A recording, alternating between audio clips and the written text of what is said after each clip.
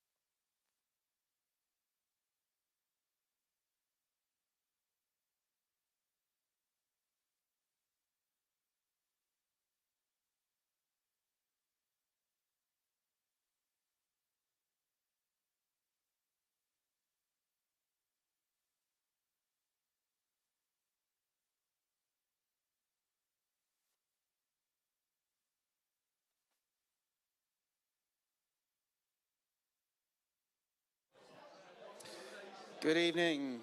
Good evening, everyone. Sorry to interrupt. First of all, thank you ever so much for coming. My name's Tim Herbert, the General Manager of Torquay United. The format for tonight will be a couple of presentations. Joe from Torquay United Supporters Trust is kindly going to unveil a new membership programme. I will then talk about our vision for the youth system. We'll answer any questions you have for myself and Joe, quick half-time drinks, and then the main event where we get Jimmy and the chairs up here, and Nick from Torquay United Supporters Trust. So, also welcome to everyone watching online. We'll be receiving your questions through my phone as well.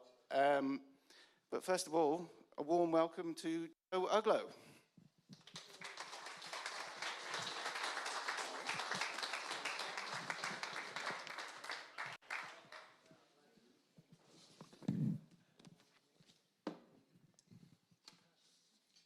Evening, everyone. Thank you for having me. As Tim mentioned, I'm Joe Aglow. I'm a Supporters Trust board member. Been on the board now around a year.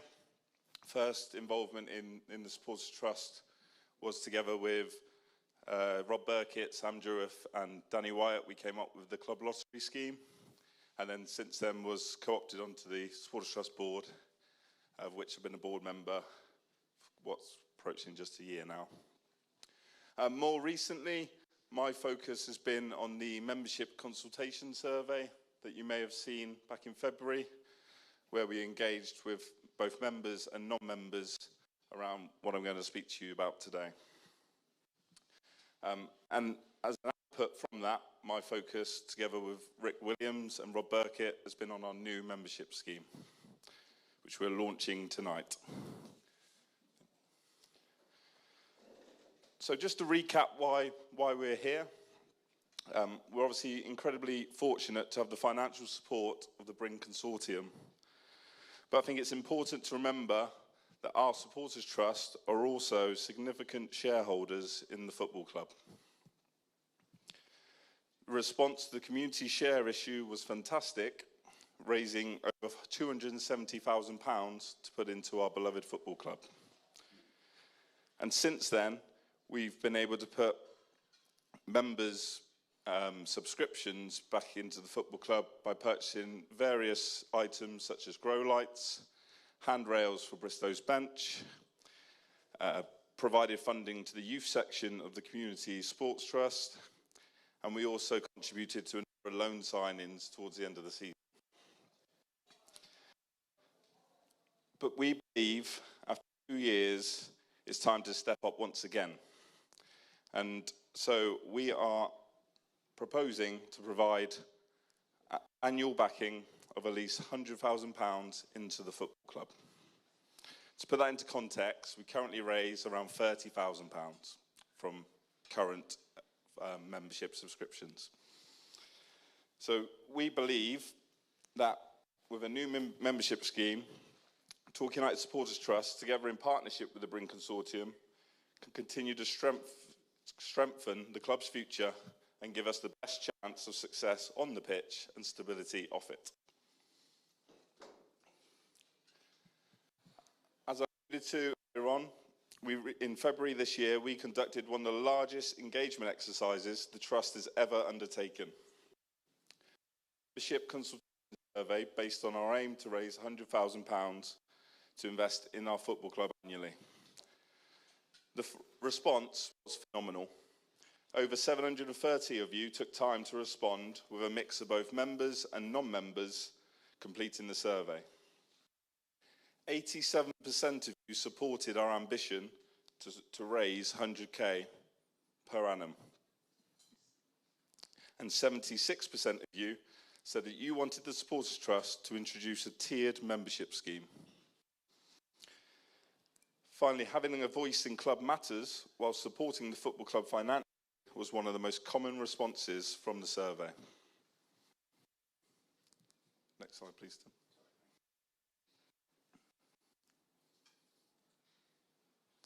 So, Torquay United Sports Trust, in partnership with the football club, are proud to launch Forever Yellow, a new membership scheme built around supporter feedback, flexible monthly tiers, open to each and every supporter, and designed to help TUFC create reliable annual income for our football club.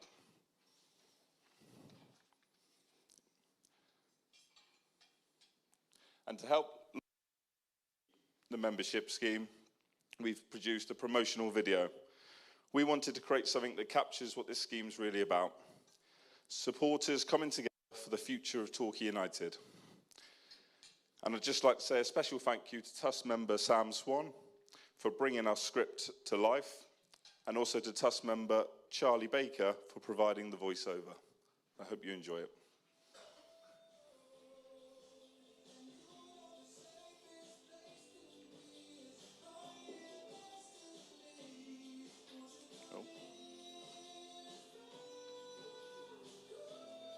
It's the wrong music. Hang on.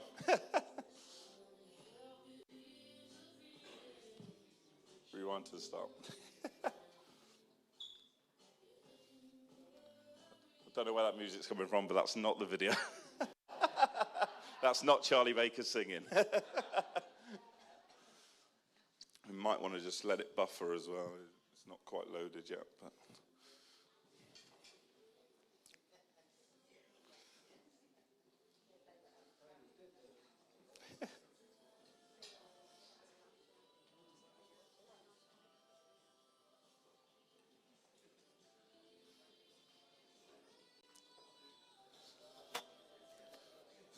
buffering.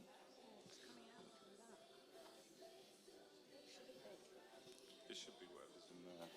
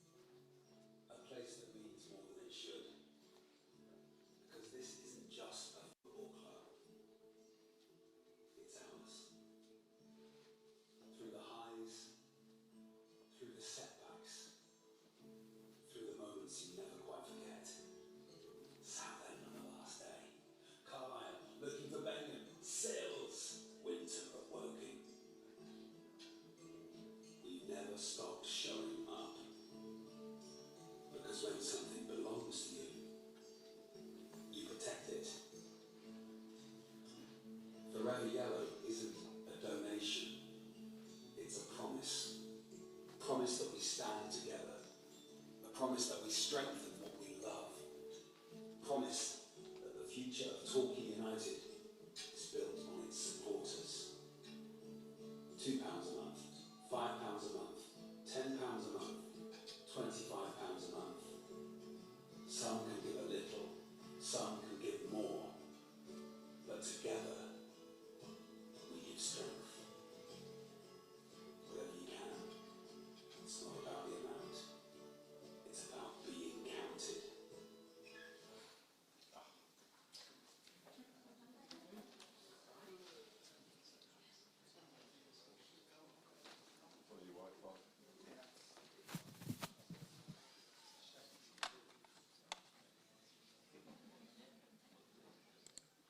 It's not about the amount, it's about being counted.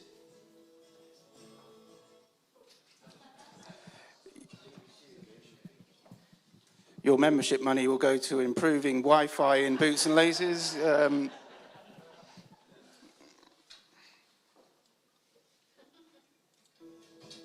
give strength.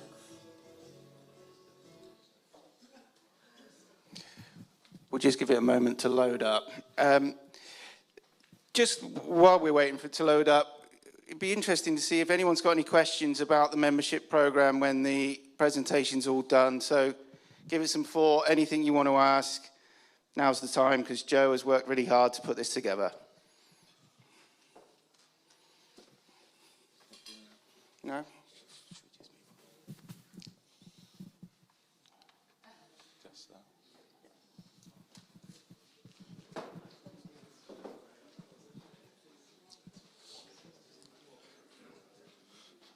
Sorry about that, guys. I promise you the end of the video is really good, and it will be going out on our social posts in about 45 minutes anyway, so you'll get a chance to see the end of the video there. So within Forever Yellow, we feel there is a level for everyone. We've retained our £2 a month membership. Overwhelming feedback from the survey was that fans wanted the trust to remain accessible. So we've retained our £2 a month membership, which is now our bronze membership. And we've added in silver, gold and platinum memberships ranging from £5 through to £25 a month. Benefits vary depending on the tier, and we'll have flyers handed out at the end where you can have a little bit more of a look at what benefits are being provided for each level. But importantly, every member does matter. Next slide, please, Tim. And here's what it means to be part of Forever Yellow. We've designed our benefits completely from what you told us in the supporter consultation survey. Benefits are split into 3 key areas. Being part of the club's future. Now when you sign up, you'll be asked where you want your money spent. First team operations, youth development, or the stadium experience. You can pick all 3, or you can choose whichever combination of the 3 you would like your money to go towards. We'll ensure your money is spent how you intend it to be. For existing members, we've had to currently split this across all 3 options as standard. But if you wish to change this, you can contact us via our website, or whilst you are changing to any of our existing tiers, you'll be able to change your selection then. It was also clear from the survey feedback the access, discounts, behind the scenes insights, and unique matchday experiences. All of that you'll see is built into our new membership program. But it is a lot more than just discounts or perks. This is about having a voice, feeling closer to the club, and being recognised for backing it. Whether you're contributing £2 or £25 a month, you're part of that.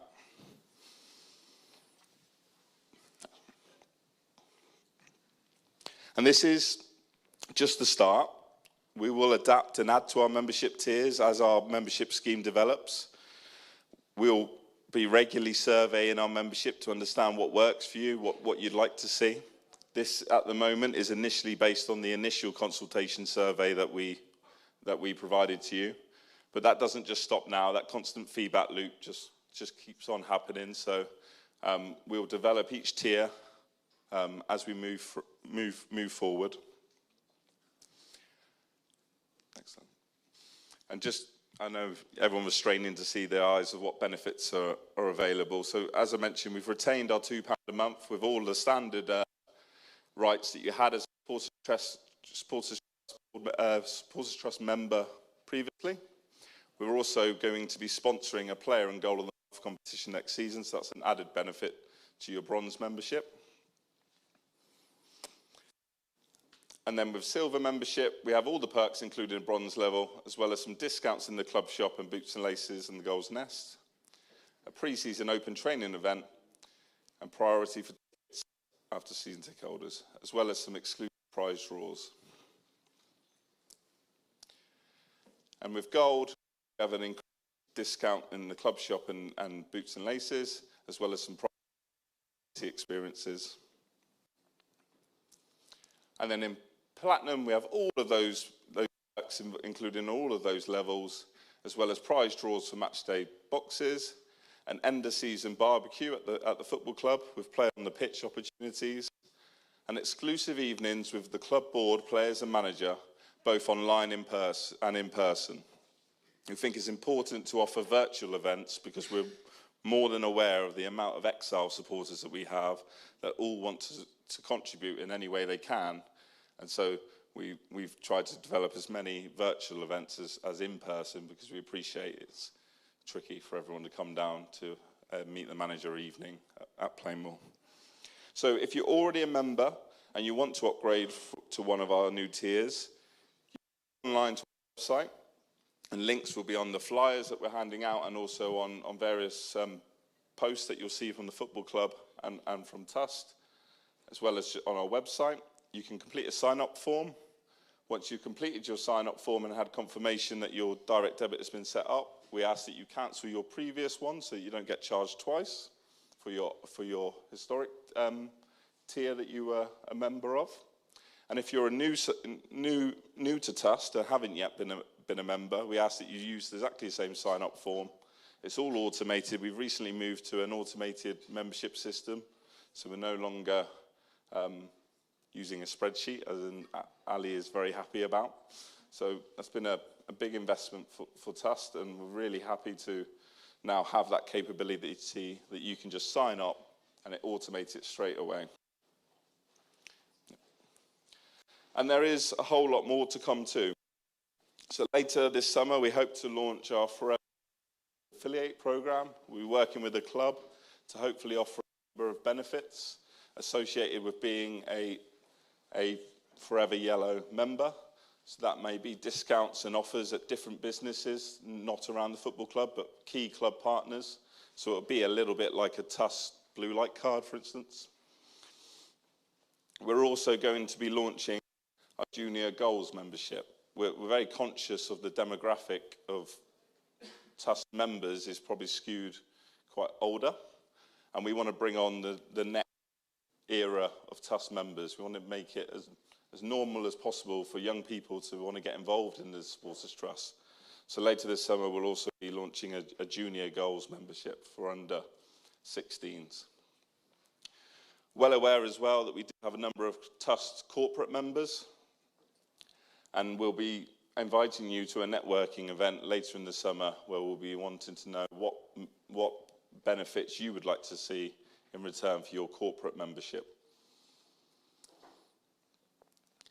And as well, we have had commitment from the Bring Consortium to hold 2 mid-season fan forum Meet the Board events for our Exile Forever Yellow members, hosted before an away game.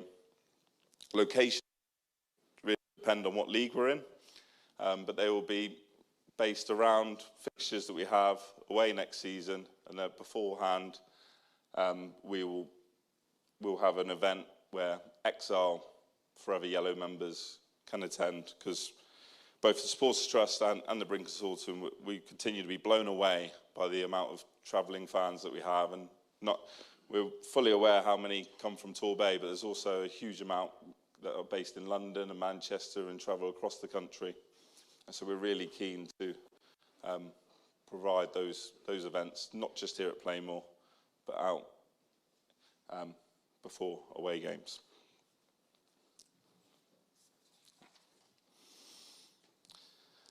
So just left for me to say thank you for your time. If there's any questions, I'm more than happy to answer them after Tim's gone through his youth development presentation. We're going to be handing out flyers during the break, so you can, with links to take your time to have a look at some of these membership benefits.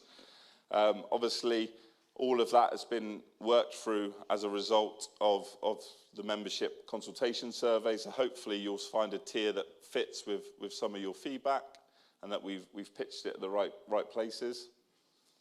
But yeah, thank you for your time.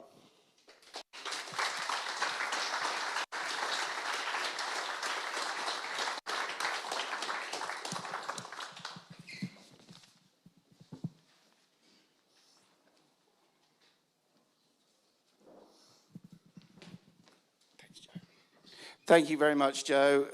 Seth, you might have to move the camera down a bit now, because Joe wins that certain battle. So, Torquay United youth proposal. So one of the exciting things that we've talked about is how can we develop and enhance our next generation of talented footballers. it's just a little bit of history. So, as you know, Torquay United has twice closed down the youth system in the past 2 decades. And there's a reality to that we lose talented players from South Devon to Plymouth and Exeter. It's been in my own house that my boy played for Plymouth for 6 years, and we would drive out the front drive and we'd drive past Plainmoor to then go on the A38 and play for another club.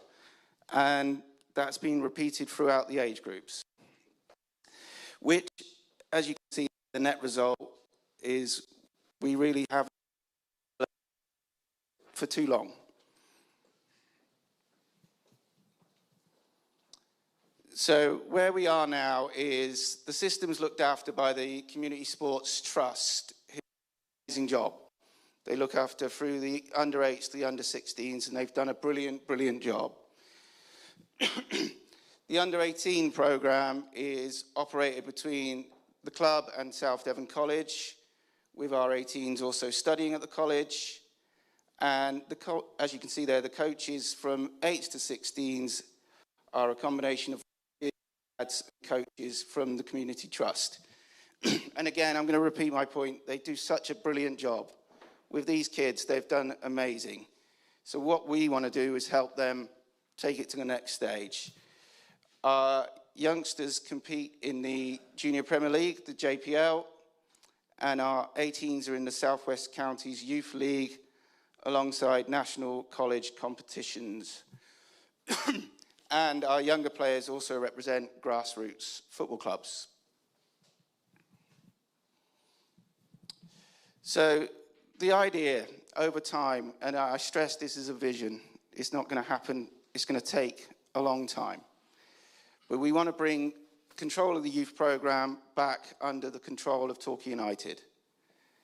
So that pyramid begins with the littlest kids playing in community trust soccer schools and just having fun playing football.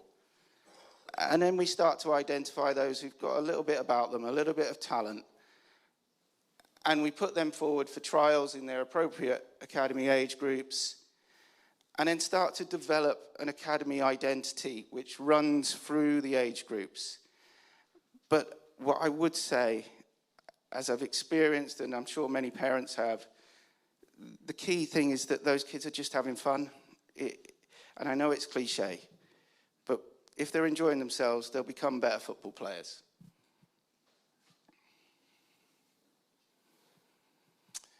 So the model we want to move towards is an academy youth manager who will oversee all the operations, the strategic planning and coaching delivery. And what that person has to be is I'm going to put a bit of a football monkey who they want to do is grow and develop and learn both themselves, the coaches and the players. The academy manager will be supported by the head of football at South Devon College and the team of coaches from the college. And the college programme is extensive. They've got some amazing coaches there who are already making our players better players. You've then got the academy administrator, who is the hero in the background. We've got a lady called Emma and Kelly who do it now, and it's such a hard job because you're organising fixtures and liaising with parents, venues, facilities, so on and so forth. They really are the person that gets no credit and actually they're the glue that holds an academy youth structure together. So what we want is to have all our coaches aspiring to be on a pathway to a minimum qualification. Better coaches means better players. And that will involve continuous CPD and regular performance assessment. We're already blessed that Jimmy spent time with the coaches in the under-16s. Darren Way is extremely experienced in youth football. We've got that support network at the top to help these coaches develop their own careers as well as the young players. And training into the philosophy of the first team. And that's not to be too regimented. That's how Jimmy and his guys feel is the best way to develop these players. So if they're doing something on a first team level that they think, do you know what, the kids will benefit from this, then they can pass those messages on. And we're very fortunate that our 18s will train from 9 till 10:15 at South Devon College. They come off, go off to their studies. Jimmy and his guys come on and do first team training. So there's a natural crossover. And if Jimmy needs a couple of bodies, well, there you are. You've got the kids there to help out. Something that we saw a lot when I was watching my boy at Argyle, and guest sessions, they go down a treat. You have guest coaches come in and just deliver something different and new for the kids, just a different voice, just something special. I do remember one at Argyle when, do you remember the old Portsmouth striker, Yakubu, I think he was called? And he just spent an hour shooting with the boys. They didn't really do much. It was just shoot, shoot, shoot. But they loved it. And also guest sessions from the TUFC coaching and playing staff. Jimmy's already done a couple, and we've only had him for a month. And we've got a number of players who are quite keen to develop their own coaching skills. So we've got the kids for them to develop as coaches as well. So recruitment and games. So the idea is to have trial days throughout the season to continually attract the best young talent. What that means is that we try and take a bit of pressure off kids to say, look, you don't have to come to one trial and perform like Ronaldo. We'll keep an eye on you. If we know football, it might not have been their best day, but we'll keep an eye on you. We live in a small enough area to understand and know who these youngsters are. And that is the job of the academy manager, to just keep tabs on the kids who show a bit of promise. We also feel that we can form relationships with Plymouth Argyle and Exeter City. I'd probably say, for me, a bit more Argyle, just because I've worked there for many years, so I know the system. My lad's been there, Darren's been there, and obviously Jimmy's got connections with Exeter as well. We can develop partnerships with them. So we have to be real. Right now, Argyle and Exeter's youth programme is a long way ahead of ours. But if they have young lads who they feel aren't quite ready for their programme or need to step away from full-time academy, then we should be waiting. We should be sat there waiting to say, look, maybe Torquay United's the option for you, and we can develop them and see how they progress with us. But ultimately, the aspiration has to be that Torquay United becomes the club of choice for the best players in South Devon. We should not have talented boys getting in their cars, driving that way or that way to Argyle and Exeter. They should be coming to us. But that is going to take time. So alongside their JPL fixtures, we want all age groups to play friendly games against full academy clubs. And again, we'll be guided by Jimmy and his guys and what they think is sensible.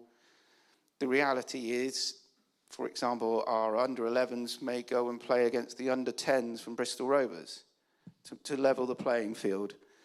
That's what happened quite a lot at Argyle and at Exeter. And, okay, we have to accept that's where we are and gradually grow that. But the experience of those kids going to Bristol Rovers or Swindon Town or QPR or wherever we may go you can't match it. For those boys to be in that environment at real big training grounds is just an amazing experience. And also added to that is tours and tournaments. You know, there are so many tournaments out there, so many opportunities. Let's get our boys on a bus and go and spend a night in a hotel and feel what it's like to be a pro footballer. Feel what Jimmy and the lads will feel on Friday going to Tunbridge and being in a hotel and getting excited for a big game. Let's give them those experiences. So what we've done this year is our under-16s have been playing up a year in the under-18s league. It's helped them. Obviously, they've had some tough results. The difference between a 16-year-old and an 18-year-old is quite often night and day. It's literally man and boy. But over the course of the season, they become more and more accustomed to it. They become physically stronger. They become better players. That's the model we've been kind of working on. Our under-18s, particularly the physically stronger ones, have been playing adult football. We've got boys playing at step 4, step 5, step 6. And it's the polar opposite to some of the academy games that you watch, where amazing technical ability, fantastic, unbelievable. Playing proper Southern League, Western League, muck and nettles football, where it's hard, it's brutal, and they're learning. But they will tell you that they're actually learning from it. They feel bigger, stronger, and more equipped to deal with the pressures of adult football. Alongside that, we've got the under-18s and 19s will be entering the National League Youth Alliance next year, which plays on a Wednesday against other National League academies. It's just a step up from the current college programme. They're playing against better players, better teams, which makes them better players. But we will continue to be involved in the National College Cup, and as many of you might have seen, we've reached the final, which is being played at Accrington Stanley. However, since these slides were done, the game was moved forward to April 28th. So they are playing against a college from Milton Keynes, which is an incredible achievement that basically South Devon College, Torquay United under-18s are in the top 2 in the country for college football. So what we're going to look to develop is what we call an elite under-19 squad, and we're just trying to help bridge that gap from 18s football, step 4 football to Jimmy's world, where the gap is huge. We've got to be honest. So how do we bridge it? We progress a couple of our best college boys to an under-19, so they train with the first team. We would also look to try and kick off a couple of lads who might have been released from Argyle or Exeter, because geography, it makes sense. How it evolves over the years, we'll see. We might go further afield. And those boys, those 4 or 5 boys, will train with Jimmy's first team. And that experience of being around professional footballers, a professional environment, understanding that you have to move the ball quick and you have to do everything right and you have to eat properly, and just getting that knowledge is going to be amazing for them. A key element is they will be registered as non-contract players, which means they can dual register. So you can train with the first team from Monday to Friday, and a Saturday go out and play step 4 football. So you're playing competitive football, and they'll earn a few quid from it as well, because they do get paid at that level. Because what we want to introduce this program to give these boys a chance, but we can't have any impact on Jimmy's first team playing budget. That's not fair on Jimmy, that's not fair on Torquay United. We're offering these boys an amazing opportunity. Go and take it, go and earn your money on a Saturday, and you never know. There will come times when he might have a few injuries and he says, do you know what? You've done really well. Come and sit on the bench and see how you get on. That's just how football goes. You might get your opportunity. Crucially, they'll be subjected to the same strength and conditioning program as the first team, so that they're genuinely evolving into young men, strong young men, because that's what they need to be. We've seen it out there that some games it's just a bit of a scrap. Sometimes it's amazing and great football, but sometimes you just got to roll your sleeves up. And we want these boys to have the equipment to go and do that. And then the aspiration one day is to ensure that at the end of every season we're offering a couple of pro contracts to these boys. It is not going to happen overnight. It doesn't work like that. It's going to take time. But if we start now, then who knows, in a few years, it might. And also, who knows, when a young lad trains with the first team for a full season, it's not beyond the realms of the possibility that the young boy in July, by the time he gets to March, April, Jimmy and his team go, do you know what, he's got something. And at least we're giving them the opportunity now. So, unlike an Argyle or an Exeter, obviously their academies are all funded by EFL and pots from the football club, and we're not there. We're not there. So the programme will continue to be funded by monthly parental contributions, and you generate further money from kit packages. Excuse me. And I'd echo again a massive thank you to those parents in the system who have been doing this for the past season and seasons before, where every month they're putting money in there, taking money from their pockets, putting it into their son's development. And that's, you know, that's incredible. It's amazing. It's giving their boys an opportunity, and we thank them because we're going to continue to need that in the years to come.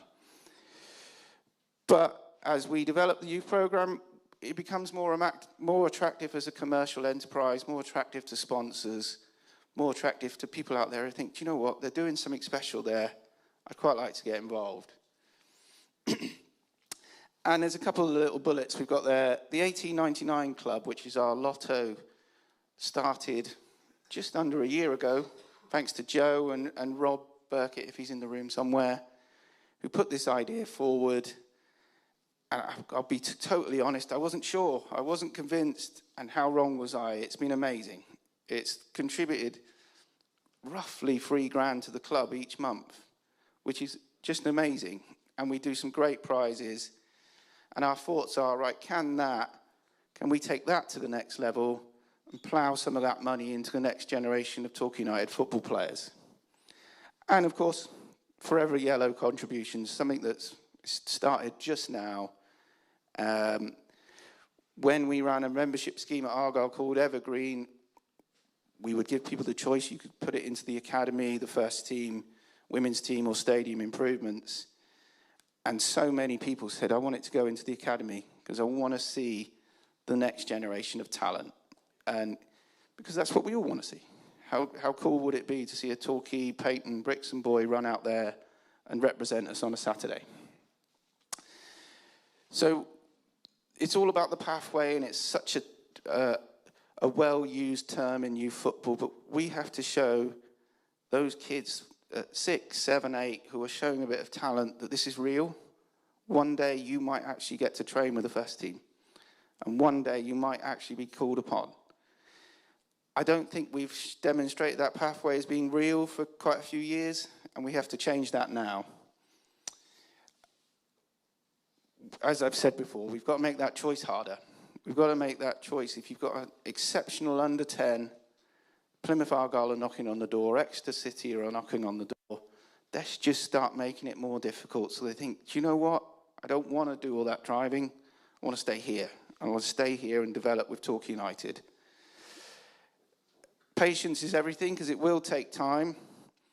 It will take a lot of time. And I'm just going to reference, we've got Luke, our partnerships manager, his boy is in the under-11s at Argyle. He's making that trip 3 days a week down to Ivy Bridge or Salt Ash to in the cold, wind and rain. I'm not saying we're going to poach your boy just yet, Luke, but let's make it harder. Let's make it harder for the Lukes of the world to make that decision. But patience is everything. We're not going to do it overnight. I know I keep repeating myself. But we've got to start somewhere. We've got to give it a chance. We've got to evolve, develop, listen to what the coaches tell us, listen to what the parents tell us. We've got to make mistakes. We've got to accept them and then improve from them and just keep doing all the right things, because I think we all genuinely believe that of the many legacies you want to leave behind from my job and, more importantly, the Bryn guys, if we can leave behind a genuine youth system, then we've done pretty well.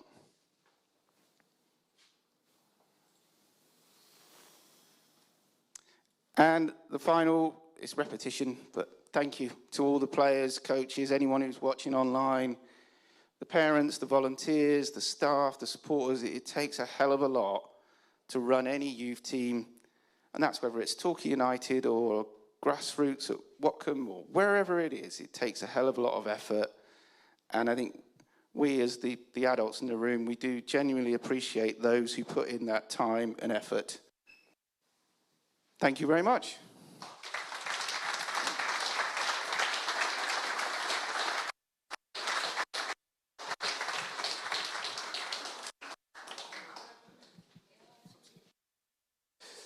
Guys, I think what we'll do, we'll have a quick break for half-time drinks and top up your glasses. Then we're going to put the panel on stage here, which will be Jimmy Ball, our co-chairs, Mark Bowes-Cavanagh and Michael Westcott, and the TUFC chairman, Nick Broderick. But obviously, Joe and I will be hanging around to answer any questions. So we'll reconvene in 10 minutes or so. Thank you.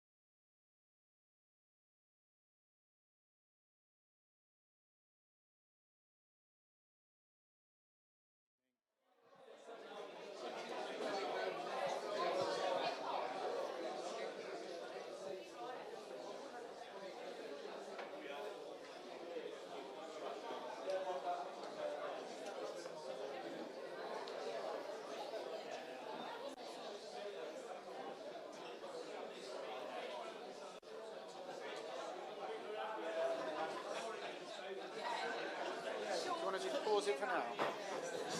Do you want to pause it for now? Well, wait till everyone's sat down. So go back to the beginning. So we want them to give it full attention, don't we? So I did give it...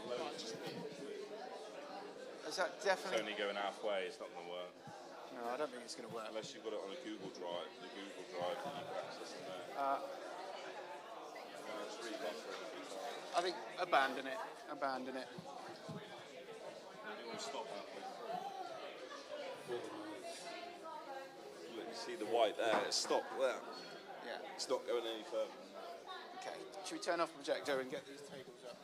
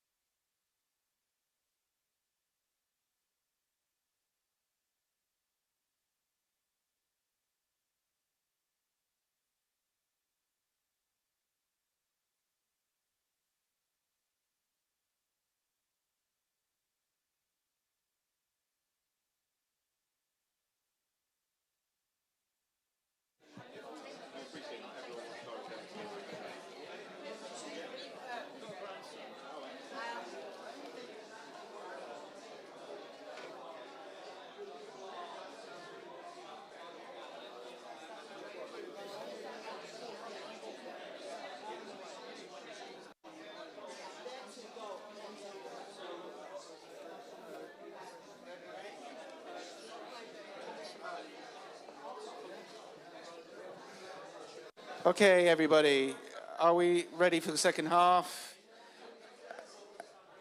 Ladies and gentlemen, thank you ever so much.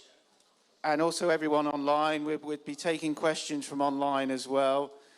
But first of all, I'm going to welcome to the stage, we have the co-chairs, Michael Westcott and Mark Bowes-Cavanagh, our TUFC chairman, Nick Broderick, and Torquay United manager, Jimmy Ball.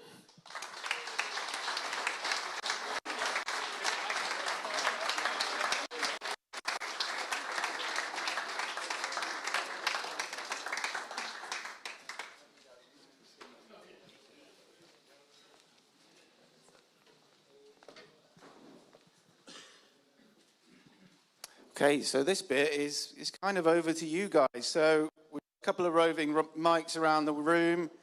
Would anyone like to kick us off with the first question of the evening?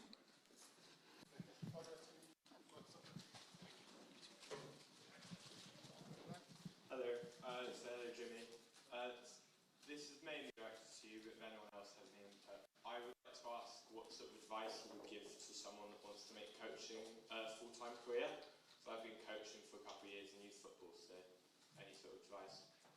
Yeah, steal as many training sessions as you can, go and watch as many coaches as you can, look at a training session that you like, write it down, take notes, but then make it your own.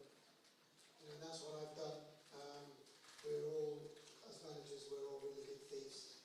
We look at things, we watch people work, and we try to our own personality into it, our own take on it, have your beliefs of how you want football to look, and be really strong with them, and stick with them.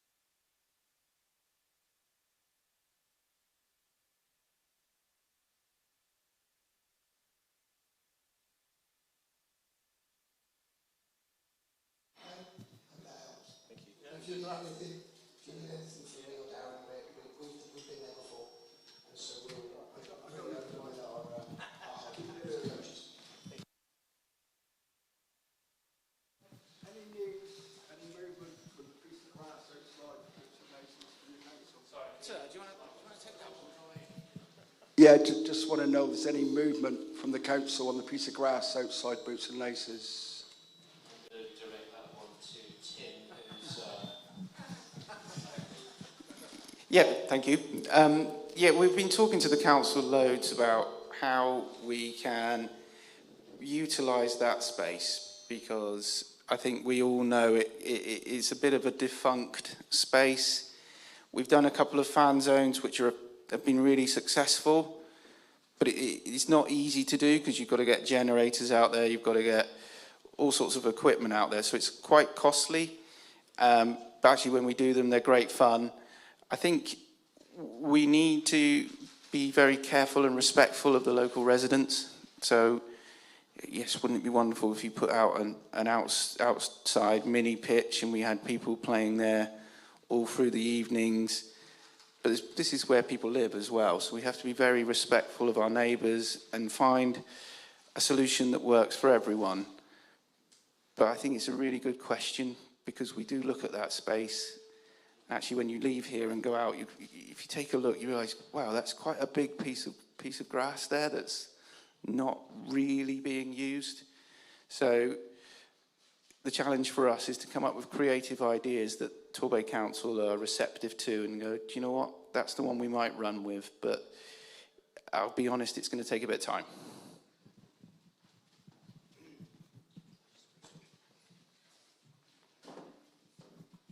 Thanks, Tim. Paul Bastard. I've been asked in my role to put some questions to the panel from people who can't be here. The first question is probably for Michael, Mark, and Nick. Last December, redundancies were announced for several of the backroom staff. This is from Dave Williamson. Of the backroom staff at Plainmoor, it was suggested that appointments would be made for new roles, including partnerships manager, kit and clean manager, etc. Have these roles now been filled, either permanently or temporarily, as no announcements have been made? I'm happy to answer that. So the context for this is that we wanted to do a reorganisation of the whole way that we resource the club off the pitch, and that was executed between November and January. That was needed on two levels really. One is that our overhead and cost base, which was a legacy overhead and cost base going back probably 10 years, hadn't been changed. We felt that cost base, frankly, was just too high based on our income. And secondly, we wanted to bring in new ways of working, embrace new tools and way of working, and be a lot more efficient and a lot more productive as a business.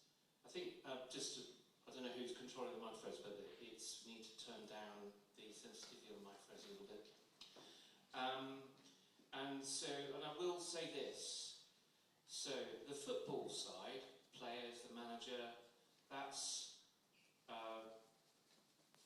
those are employees of the club which fans are entitled to debate, no more, no loss of insight, and everything else. Employees of the club off the pitch are not fodder for public consumption. They're employees, they do regular jobs like all of you in this room, and they are not up for scrutiny or debate in the public forum. So we'll say that. When it comes to Luke, who's very present, Luke is our partnerships manager over there. Welcome, Luke. His job is what we call B2B business development and sales. And so Luke is extremely visible, extremely active. And if you're on LinkedIn and you operate a business in the local community, you will already know Luke. And if you don't, please make yourself known to him. His job is to drive our business-to-business sponsorship and commercial income to the club.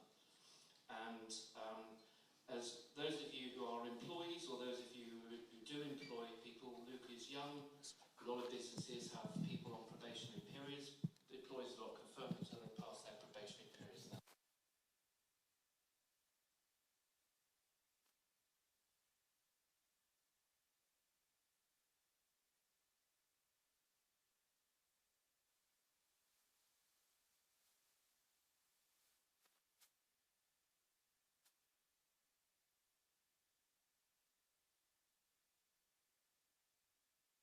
extended the Fly Cup membership as well. So Luke has actually started incredibly well, and he's doing an absolutely exceptional job. So I congratulate you, Luke, on that. It's been exceptional.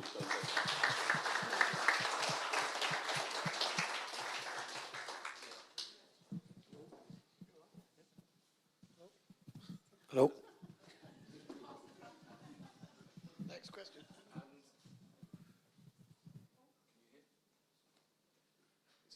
We'll hear you. We'll be able to hear you. Is this one working?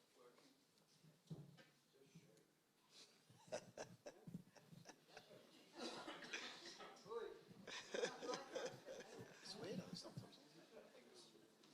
No. Can anyone? Yes, Yes. So Jimmy can't escape, and so the next, another question from supporters. First of all, welcome. Thank you. They're saying to Jimmy. On a personal level, what has pleased you at the club? What has shocked you, positively or negatively? And what has annoyed you?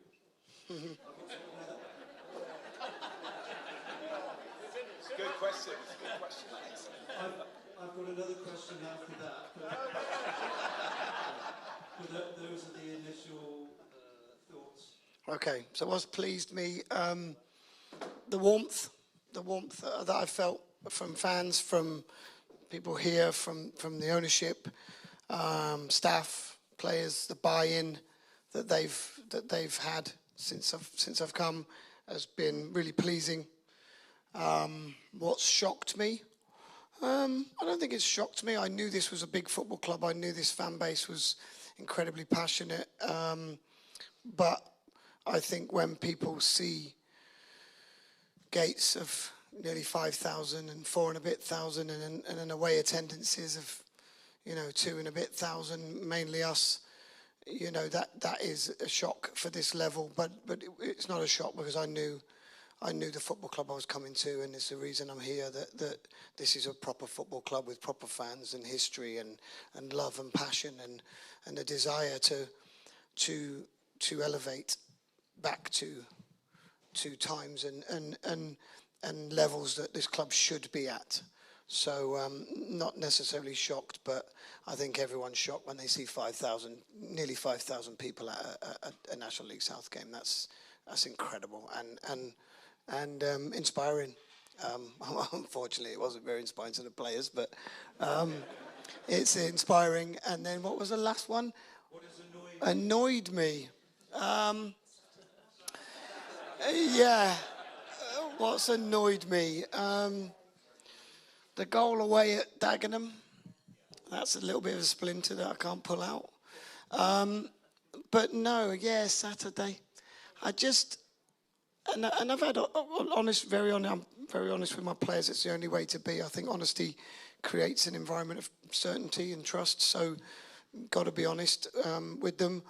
I was shocked by the style. I'm shocked that they kicked it long. That's not what we do. It was quite a surprise to see that was their sort of default was, right, we're just going to kick it. And I didn't get it. And we spoke about it at half-time, and it changed nothing. I think it was a head scratcher for me Saturday, and I've watched it back maybe 4 times now, just to try to pick little things and moments out of it that I can. But I think you have to be level in life. You can't be too high when we win. I don't feel like I am, and you can't be too low when we lose. And when you lose, you learn. So you look at it. I think it is fair to say that Hemel Hempstead came here Saturday with nothing to lose, and an attitude of like banzai, like gung ho attitude, and it was hard to cope with. They are where they are for a reason. I said it in my pre-match. They're extremely physical, extremely fit. I know Lee really, really well, the manager, and he's outstanding.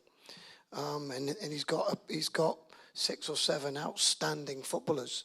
Their catchment area is amazing.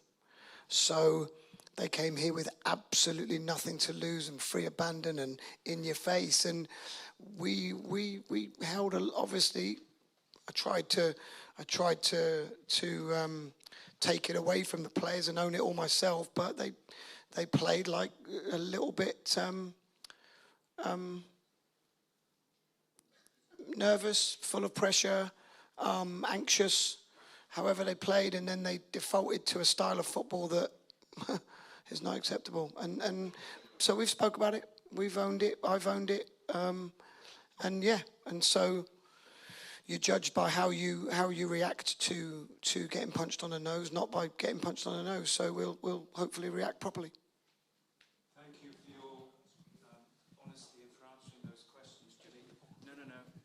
Just swap this one. All right, yes. Sorry, we've got about 48 mics, but this is the one that works, apparently. Thanks, Tim. And then, from me, really, to do with the youth system, we've had, over the years, several goes at this.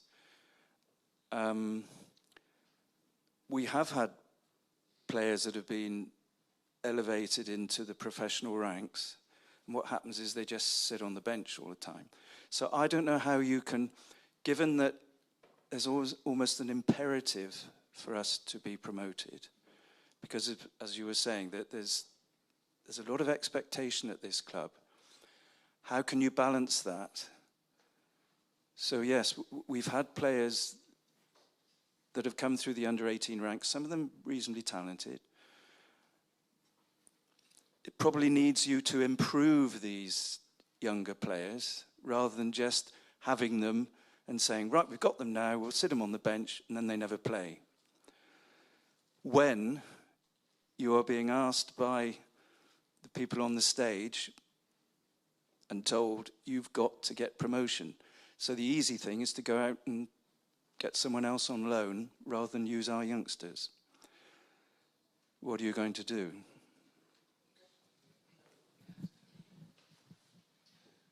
So firstly, you know, my goal was to come here and get promoted. I wasn't told that is a necessity. I think that the club will get promoted when it's ready to get promoted. And if it's now, it's now. If it's not, we will build and be stronger when it happens. I think that everything happens for a reason, and the timing of when things happen have to be right to do that. So it's something we all want, but we don't want, it needs to be when the club is ready.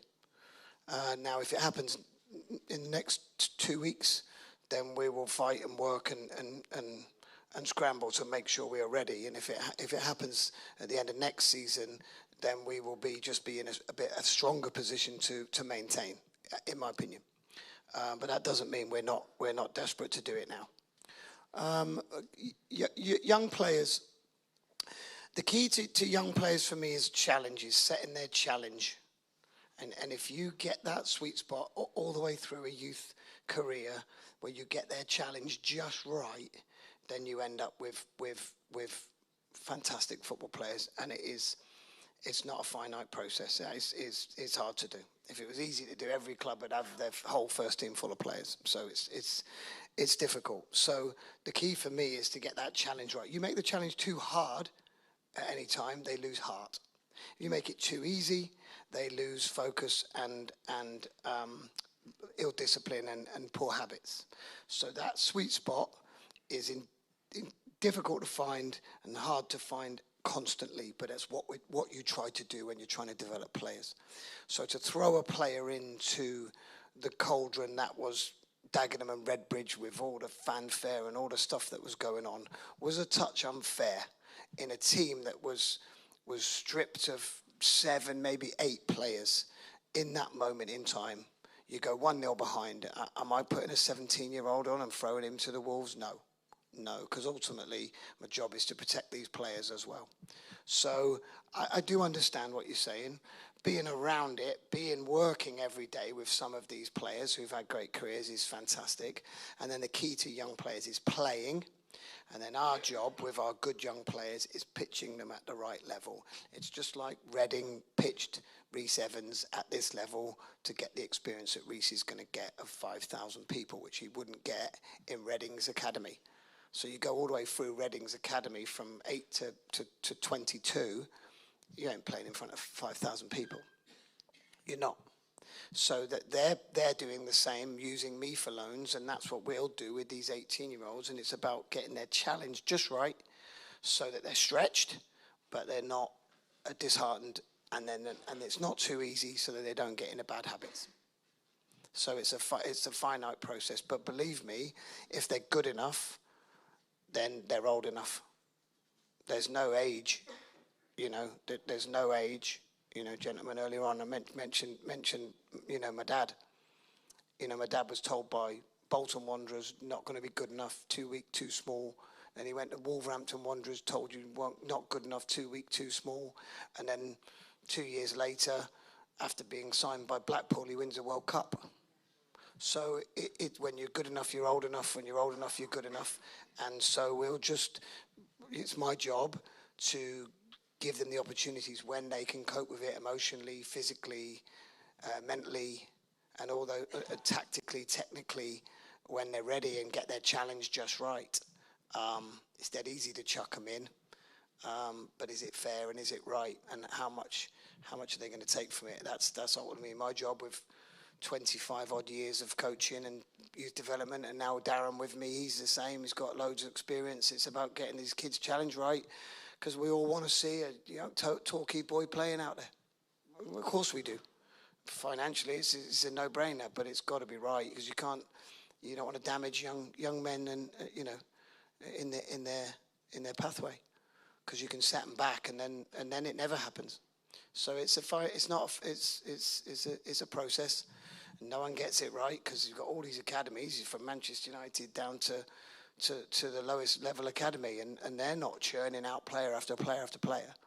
So it's obviously it's a 1% job. So you've got to get it right with every single player. It's hard to do. Hopefully that answers your question a little bit. Can I just add from the board's perspective is I think it's been a massive frustration for all of us as Torquay fans that we've dipped out of youth development and academies, and so we've not had a discernible youth development strategy for, 15 years maybe. And so when you're starting from nothing to try to build that up and build back the reputation of the club that it has as a place to see new talent, it takes a long time. And so I think the reason that we wanted, and that Tim and others have spent so much time, because the direction from the board is that the whole developing young talent in and around Torquay United is a massive priority for us. But these things take time, and these are all part of the foundation stones that we want to lay, from which we can then springboard.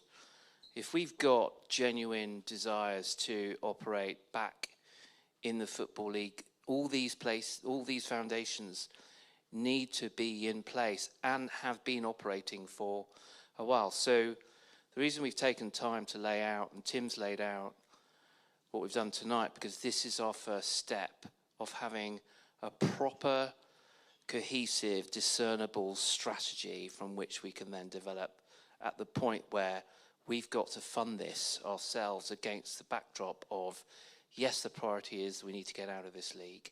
We need to take that step towards growing up the pyramid. So at the point we do arrive, at the place where we all want to be, that's where the funding then is able to flow down.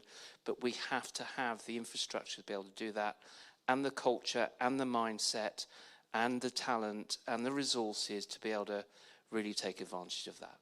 So this is the first step, and we've got to be patient. When you've let things lapse and become moribund for so long, you can't come and wave a magic wand and then suddenly this incredible talent is going to be on Jimmy's bench and then on the pitch. This takes time. And so I think, Tim made the point at the end of his presentation on the youth development strategy is patience is key. But please have no doubt that we are massively committed, and we're going to do things in a way that we think will deliver results. That's a material improvement on what we have at the moment. Then Torquay United suddenly becomes a bit more desirable, and all the parents that are putting their hands in their pockets across all of the age groups, and all the dads and all the volunteers, the community trust, can see that it's leading to somewhere, that there is a pathway, that there is progress. And I know that Mark and I and the rest of the board, and the Bryn particularly, this is very, very high on our priority list. And at the point where you talk about, but all the lads come in and all they do is warm the bench, like what kind of progress is that? That will change as we develop that pathway. And if we're playing at a higher level, there's more funding available, then who knows, maybe we can then have another further age group, whether it's an under-21s or something else. So then it becomes that step, that jump, that leap between under-18s and the under-19s elites into a first-team pathway then becomes more tangible and more real. Yeah. So. The other thing I was going to say is this is a conversation that occurs at every single board meeting. And Tim is the perfect example of having a son who wants to play for Torquay United and be the first team and have a pathway. I think the word is pathway. We didn't have a proper pathway.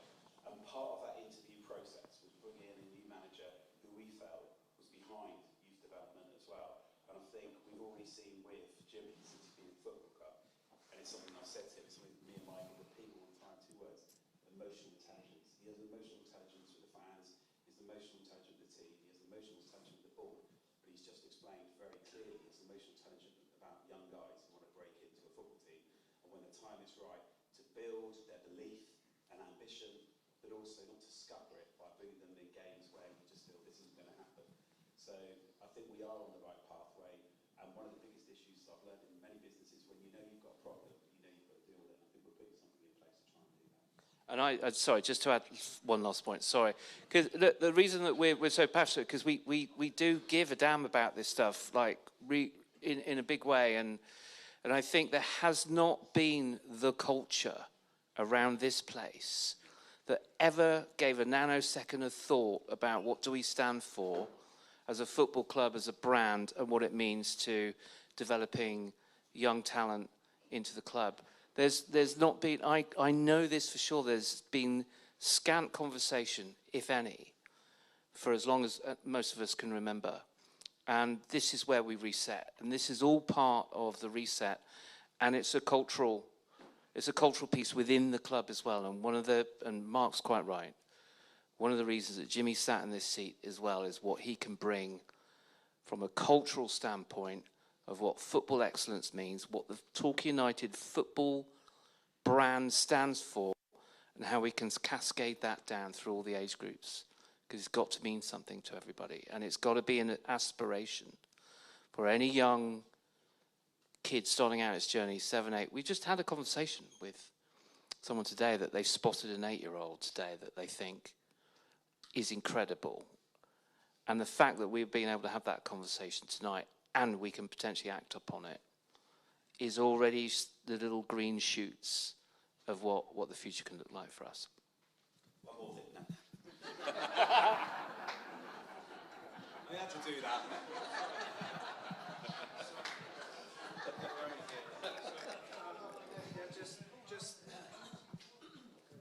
Just finally, I didn't want to be too gruff, Jimmy, because various people have asked me to thank you for the way you've moved amongst the fans since you've been here. And various people have been very appreciative of that after games. There was a girl who came up to me after that and said, Jimmy actually came up and talked to me. He was so lovely. She's your biggest fan now. And Carrie Studley. And also the fact that you went to the women's game at Saltash, that was much appreciated as well. So since you've been here, you've made a lot of fans. So on behalf of everyone, thank you very much.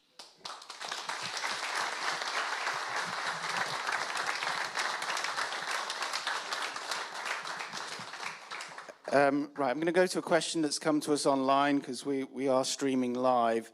And it's Terry Gibbs has asked about the Free Up campaign, which give you very, very quick. It's just a campaign from within the National League system to encourage the EFL to accept free promoted clubs from the National League Premier. And the update is we've had correspondence from the National League past week to say that it should be going to vote with the EFL next season. The argument is it's Turkey's voting for Christmas, but let's face it, we've all been in the EFL.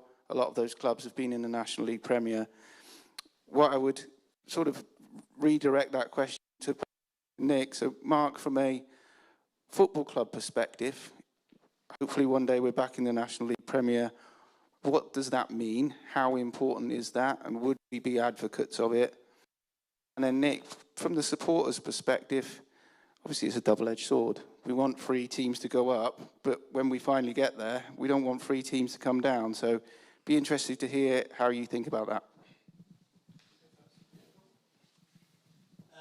Well, I'm all for it. I think it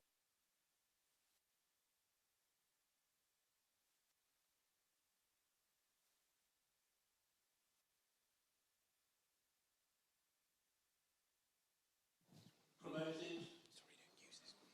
Okay. At most levels of football, there are at least 4 teams promoted, 3 relegated. So why would the National League, being the top tier of non-league football, be any different? I'm all for it. I think it should happen straight away, frankly. And yeah, there's obviously a danger that if you end in one of the 3 teams at the bottom of League 2, you'll be relegated. But those are the rules, aren't they? You go and enter any competition, making sure that you know what the rules are first before you enter. And if those are the rules, those are the rules. So you have to abide by them. Yeah, in terms of the future, I mean, for this football club, and without putting pressure on Jimmy or anyone else, we need to get up as quickly as possible. And in terms of the National League and going up to the Football League, I think when we've had our last AGM meetings, especially online, I think most of the clubs have floated between the National League and Football League anyway. So I think they're quite open. Some of the bigger clubs who've probably played at Division 1 level and maybe even later Championship as well, maybe a bit more restricted, but most of the clubs that we've spoken to and their chairman are quite open to looking at it, really. It's quite an interesting fact, actually, that, and I say this to most of the people in the Goals Nest, but most of the clubs that have been promoted from National League to the Football League in the first season none of them have been relegated. Second season, yes, but with the parachute payment, etc., they haven't been relegated. I just think in football terms, and you've already seen it in the Championship now, where they're thinking about extending the playoff system a little bit. I just think the more dynamic it is, and the more they can give reward for success over that period of time is good for everything and for the competition. I think, I don't know if you guys have been watching the York and Rochdale, but I mean, it's just bonkers to me that there could be a team that finishes on 105 points in the National League and doesn't get promoted. And then the 6th place or 7th place team in the National League is over 30 points below. And it's mad that, and you've got these clubs that are getting 6,000-7,000 gates, and you look at the lower reaches of League 2. And so it's a well-rehearsed conversation, but, you know, it should be a free-flowing, egalitarian meritocracy, the pyramid, not an hourglass where there's this choke point. But I interpreted the communication. We'll find out at the AGM when we go up in a couple of weeks of the National League. But the new chief exec, Phil Alexander, is talking with some confidence that he thinks this is now on the table to be voted on by the EFL clubs. And the National League is painting the picture, at least to us as its members, that this might actually happen and be in place for the season after next. And rightly so, frankly, because how would you feel if you were Rochdale or York and potentially, given the seasons they have and how so far ahead they are? So fingers crossed, but the signs seemingly are positive. And I think the best thing to happen for this three-up campaign is the fact that the York and Rochdale situation this year, and as I said, I know we've got a massive game on Saturday, but can you imagine being a York or a Rochdale fan on Saturday? Right, we're building a small graveyard of microphones over there, but one more from online, then we'll go back to the room. Rachel has asked from Jimmy, would you agree, as Neil Warnock alluded to, that sometimes we're a bit too nice? Good luck.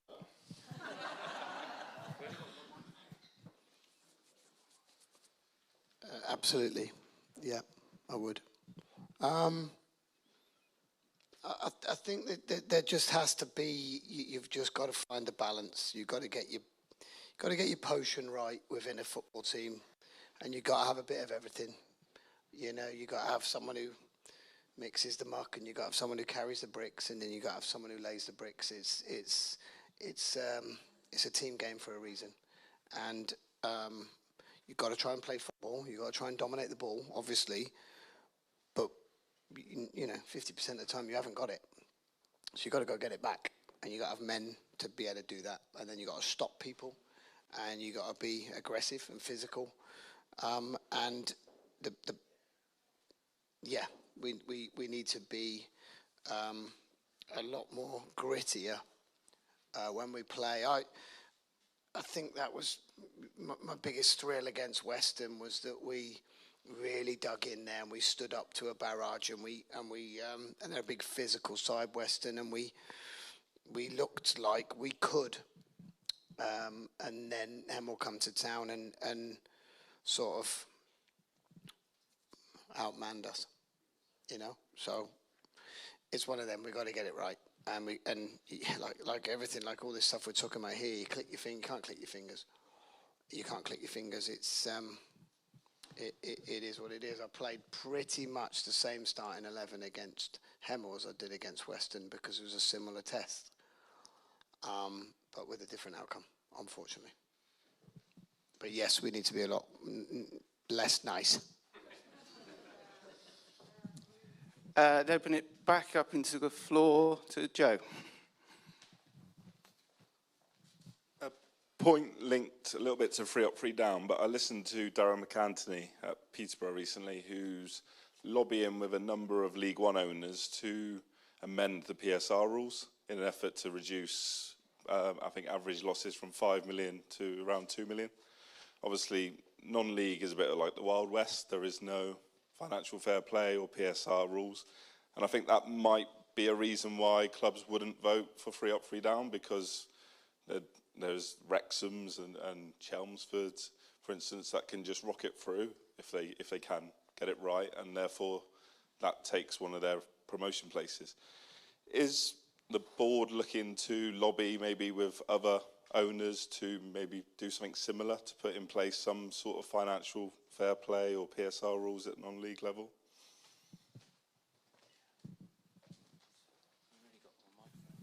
Hi. As I understand it, some of the PSR regulations are cascading down into the National League. And so just for everyone out there, what PSR effectively means is that there is effectively a cap on players' wages budget against the turnover or revenue or income of the club. Now, those rules don't apply to our level. So effectively, a benefactor owner that wants to buy the league can, right? You put a couple of £1 million into your playing budget and you win the league. That's just how it works. And Jimmy will probably agree with that. From our perspective, we don't believe in benefactor ownership. We believe that football needs to be sustainable, because football clubs are, and it's certainly probably the case for Torquay United is arguably the largest and most important community asset for its community. And we nearly became extinct 2 years ago because benefactor ownership, where you just lob in year after year £1 million of cash that then just drops into the ether. It's fine until it's not. We nearly said goodbye to 125 years of history of this football club and the role that it's played in its community. So player wages are out of control in football, and it's going to kill football if we're not careful. So I feel super strongly about this. We've got an AGM of National League clubs. We're starting to have the conversation quietly, but there needs to be a salary cap at our level. And that should be tied to the turnover of the club. So clubs like us that engage with the community, that bring in more revenue and everything else, if you peg your salary to a percentage of your players' salaries to a percentage of your turnover, that's fair and equitable. So it's just bonkers. You talk me through how clubs at our level can have 700, 800 people average home attendances and run a playing budget that's 2 or 3 times their income. It just doesn't make any sense, and it's not right. It's not right, and it's not equitable, it's not fair, it's not in the spirit of sport, it's not egalitarian. I think a wage cap should be fine because it's then down to the best coaching, the best recruitment, the best way that that you play and run your business as a football club. And so I feel super strongly about that because I just fear we're going to lose clubs because they're going to run out of benefactors. Just going to run out of benefactors. I mean, we're here, but what would happen if, God forbid, if we find ourselves Torquay United in 3 years' time where we were 2 years ago? Who else is going to come riding? It's hard because if someone rang me and said, "Hey, so what's it like being in the football business?" So, well, be careful what you wish for, because you do it from passion, and we're local lads, right? And this is where we grew up, and we could not see our football club die. We're going to run out of people like us. You're going to run out of it, and then of course fans are impatient for success on the pitch, and so you've got to be able to try to resource the club to be able to deliver that. But that costs money, and we'll talk to you at the next fans forum about how much money we're losing as a football club. It's just not sustainable, and it will kill football. And of course, why 95% of the global attention is on the top Premier League and everything else, people forget about people like us. And it will kill it. And it will kill football. And I think it will, we're struggling enough as a country, as a community. There's not a lot of joy to be had because life is tough for lots and lots of people out there. They pay a lot of money to come and watch this club because it gives them a little bit of joy in an otherwise quite tough life. If that goes away, then what? Then what? And I just think there needs to be a radical overhaul. But I just don't know if football attracts enough talented leadership that will really grasp this by the nettle and actually force some change. And maybe it's down to people like us that come from outside of the world of football that end up as accidental custodians of our local football clubs that need to fucking make a change to this stuff.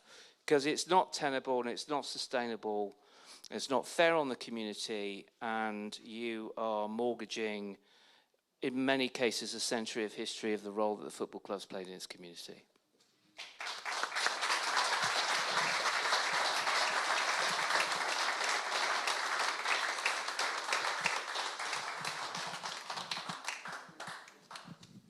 I'm going to go to the back of the room, 1 second.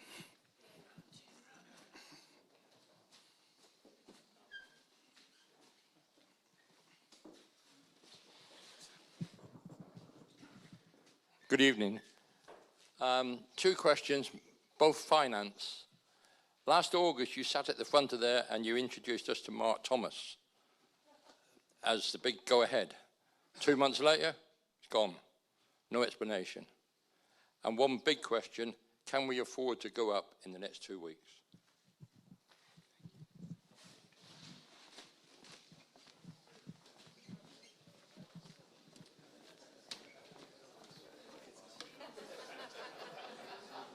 Good luck.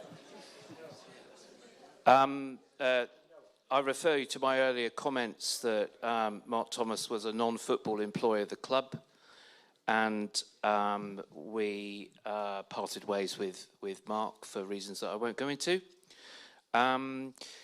So can we afford to go up? I don't really understand what that question means. The answer to that, I said it before, yes, we can. So we will resource the club. I've said, you know, I hope there's no ambiguity amongst everybody. We said last summer we want to go up. The main focus of this football club is to get promoted for lots and lots of reasons, which I think we've explained quite clearly. The reason that we made the managerial change is because we want to go up. Everything that we've invested into this club for the last 2 years is on the basis of that we want to progress. So the short answer is I don't really understand the relevance of the question about Mark Thomas. He was a guy that was here for 3 months. He left 6 months ago. We move on. That's business. And as far as are we adequately prepared and willing to resource to be competitive in the event that we get promotion, the very short and unequivocal answer to that is absolutely 100% yes.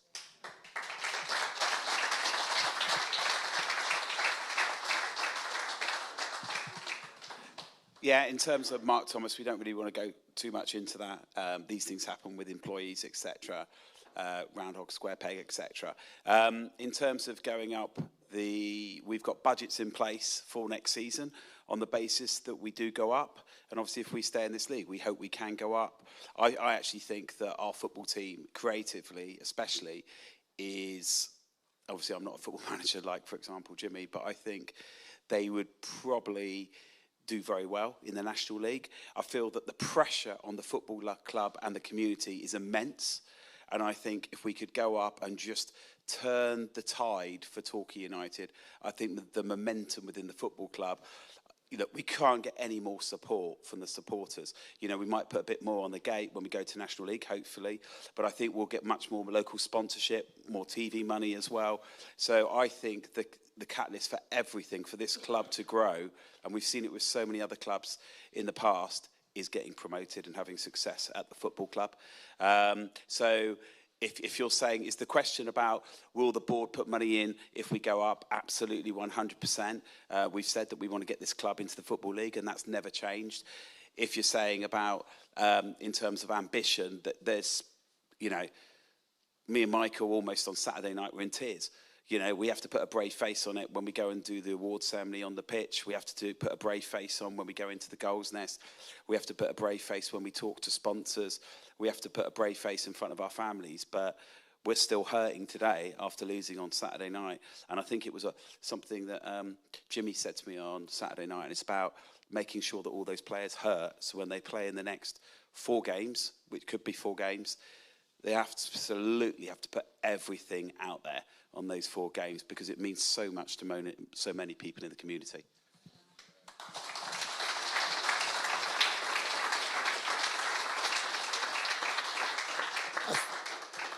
I think also is how we think about harnessing that energy and that want that we all have into something positive for the players.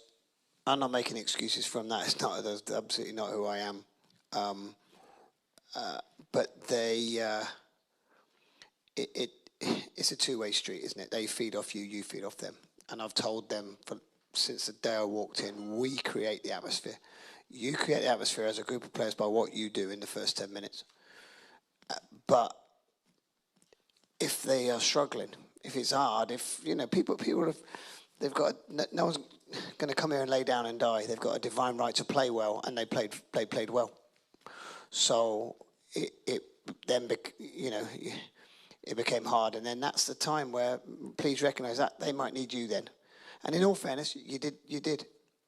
And then we scored, and then it was okay. The performance wasn't great, but you know, sometimes they're not going to be.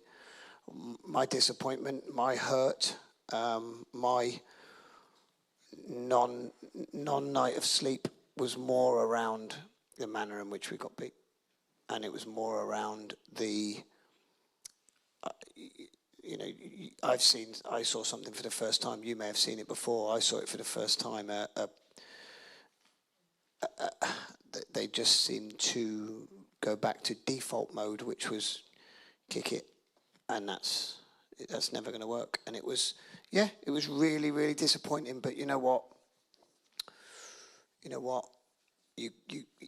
hit the bottom. Bad things happen in life. No one died. You know, no one died on Saturday, and this is I'll tell you, like I do in my post-match interviews. There's nothing I say in my post-match interview that I haven't already said to the players, because that's, again, me trying to create an environment of certainty and trust by being honest. So whatever I say to them, and if I give them a rollicking, I'll say it in my interview, and you'll know how I'm feeling. I don't have a poker face. So, you know, they were told some things, and I repeated it in my interview. But when, you know, no one died. You know, no one died. It was poor. It wasn't good enough. Another group of men beat us up. So what do? You get up, and you get up. You get up Monday morning. They did some work Sunday that was set for them in recovery, and then we worked Monday morning, and they worked hard. And they were grumpy, which is good. So was I. And then we worked again today, and we worked extremely hard. And they were still grumpy, and so was I. So we have a day off tomorrow, and then Thursday comes and you put it to bed. Thursday comes and you put it to bed. They've done their hard work, and we've watched. We do, you know, tell the truth Monday. We come in Monday morning and we watched a little bit, and we highlighted some things, and we told the truth, and it hurts, and it stung a little bit. I'm sure it did. But you know, you can't punish people forever, so you move on.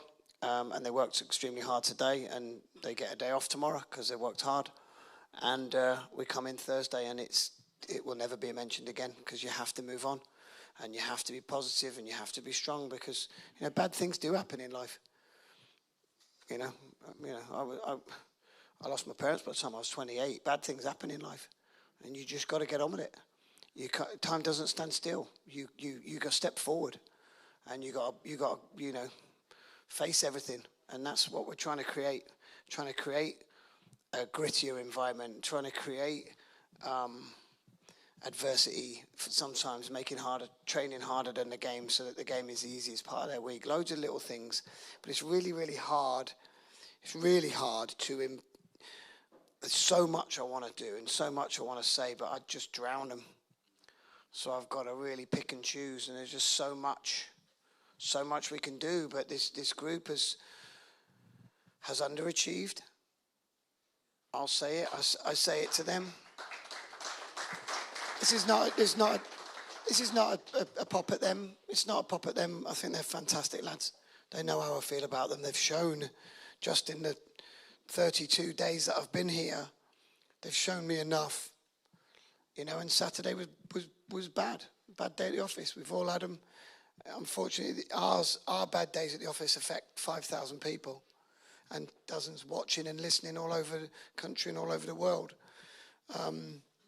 Everyone else's bad day at the office, they just take it out on the cat when they get home. You know, it's a very different world we live in. Ours is in the spotlight, but that's what we chose to do. So we can't hide from it. You know, and we've got to understand we're a scalp. So you've got to love that pressure. You know, big teams, big football clubs, good players have pressure. Small football clubs, poor teams, poor players don't have pressure. So embrace it, love it, search for the pressure, want the pressure. Don't be scared of it. That's what I'm trying to create. But again, it's not a click your fingers and tell someone to embrace pressure and enjoy pressure and want that pressure and that spotlight. You can't just tell them to do that. You got to create the environment for them, you know. And the group has underperformed. I've got to try now to remix the potion and try and get it to taste nice, if that makes sense. And that's what a football team is. It's a mixture, it's a potion. You've got to put a whole load of men together and expect them to click and gel and fight for each other and run for each other and die for each other, and it's not easy. So you've just got to get up and keep going, you know, and that's where we're at the moment, and it's disappointing. And I think it's more disappointing because of the scenario that happened. And I thought that scenario would happen. I did think that the two sides above us on Saturday morning would struggle on the day because there's a lot of pressure and a lot of expectation that affects people. And unfortunately, it affected us in a negative way. And I have to try psychologically to make it a safe place, to make it somewhere that they want to be. They want that pressure. They're searching for it. But that won't happen overnight. But listen, after a setback, you find out about people, and you're hopefully going to find out about us on Saturday, and that's all my focus is on right now. And it's very short, small-minded, and small focus on, 3-4 days time. We've got to win a game of football. Simple as that. Losing, we go home, and losing, and we start again. And if that happens, it will be hard. But we will start again, and we will all wake up on Sunday morning. Thousands won't. So you got to understand that as well. There's a lot of worse things happening in the world, and I know we're all very passionate about this, and this consumes every minute of my day. But there are worse things that happen in the world than losing a game of football and your team playing and not fighting for you, which is what I imagine you felt, because I felt that and they felt that, and they're as disappointed as you are. And that's the thing, you can take a little bit of comfort in that they're hurt. They're still moody little buggers this morning. They're still moody this morning, which is great, which fills me with a lot of hope that their disappointment will drive them forward, because you don't want to feel that. You want to feel proud at the end of a game of football. And if we do get beat, I want us to get beat with pride, because we've fought and we've had a go, and we maybe have been unlucky, or we've maybe not performed, but we've still outran and outfought the other team. We didn't do that on Saturday, and believe me, they know it's pretty clear that is unacceptable. And I'm not saying it won't happen again. Because they are human, they're not robots. You can't flick them on, and they work perfectly. That's not what they are. They're human beings, and we're all flawed. So we just have to all come together again for one more go on Saturday, and hopefully that leads to 2 more goes or 3 more goes, because it's great. Then we get to watch 3 more games of football, and they're lucky boys because they get to play 3 more games of football. That's got to be the mentality, and sort of nothing to lose. Go for everything, free spin at Vegas. Let's go and have a go at it and do our very, very best. And hopefully they do, and they put a more grittier, fighting performance out than they did Saturday. That's the whole aim. Good stuff.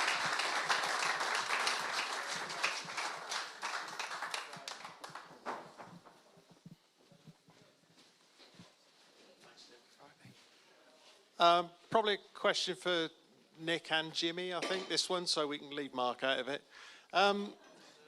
The Player of the Year presentations on Saturday, from a fan's perspective, there's a bit of a damp squib in the end. Obviously, it's difficult when you've lost, and I can appreciate probably, Jimmy, you wanted time with your team in the dressing room afterwards, but the upshot was people were stood around for half an hour waiting for something to happen.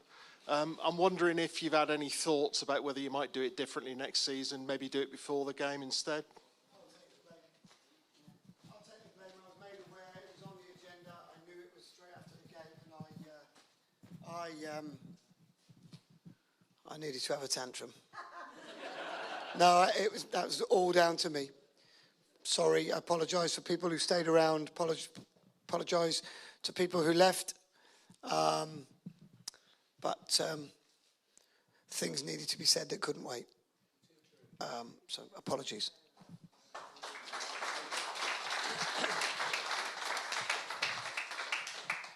I'm just going to move to an online question which has talked about player engagement in the... Brilliant. That's the tag team. We've had a question online asking whether we would be able to get more player involvement out in the community and doing events. We do quite a lot, but I'll come to Nick and Mark on your thoughts on that. Yeah, I agree. I think it would be really good if the players could go out to schools and help with training sessions once a week. I know I have had a conversation with one of the players in the last few months who would like to go into local schools and talk to them about his, well, I guess, upbringing and how he's become a professional footballer. I think that would be of use, not only for the children, but also for the player himself. I know lots of players go into hospitals at Christmas time with gifts. So I believe it's in the players' contracts to be part of the community. I think that's true. I think it just needs to be progressed maybe more than it has been in the past. And I suspect that Jimmy will say yes, he agrees. Hopefully that player will be here next season. If it's in their contracts, then it will definitely be honoured, without a doubt, if they're here. Yeah. Just extending that, I mean, it seems to me that at this level of football, and who knows where some of those players' careers are going to go, it seems that if, like this year, we've had so many injuries, why can't those players, just for their own heads, go around the sponsors, go and see different businesses, go and support the community, support the club in a different way? I just think it makes them more grounded. They're young guys as well. And I think it gives them something else to do. You know, we see Cody at Flight Club. I think it's really, really important that, you know, they are ambassadors for the football club. And if they're injured or if there's something that we can do to support them during the week, you know, because I know they train, you know, for parts of the week, but they've got plenty of time where they can do things themselves. So I just think we've got to try and initiate that ourselves and create a structure. And, you know, subject to the manager being okay with that, I'd like to see them more involved in the business, the community and sponsors. You know, they're sponsored by certain companies.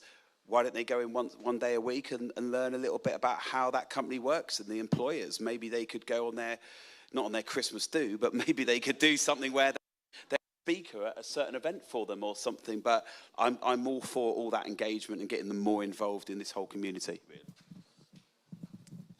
Thank you, Mark. And, just in a little defence of the players, whenever we ask them to do something, they do it. They're terrific.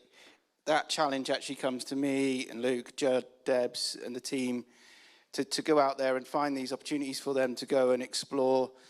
They actually probably do more than people realise. We've just got to probably get the marketing media guys out there with them. Although in their defence, those marketing media guys are super busy as well. So it's a challenge for all of us to improve that area of the club.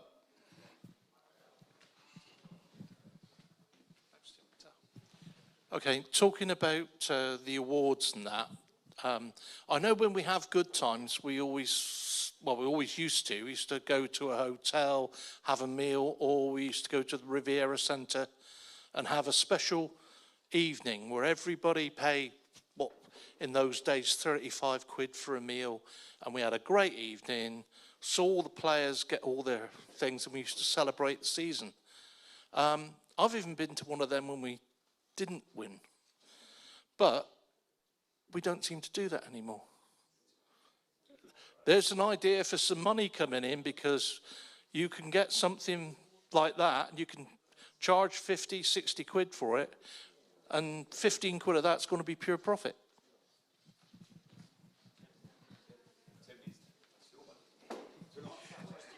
Well, funny you should say that. We do have an event tomorrow, but basically we've arranged it so quickly, given that, and this sounds like a weak excuse, but so much has happened with Jimmy's arrival, and we had 6 home games in March. So the event we've got tomorrow is quite a small one with some club partners, and we wanted to celebrate the men's and women's team together. So we were limited on numbers, hence why you've probably not heard about it. However, the absolute promise from this stage from all of us is that next year, the date will be in diary very early. We'll find the biggest venue we possibly can so that as many of you guys are there to share it with us, because you're absolutely right. It should be and is an event for the Torquay United supporters, and that's what we will do.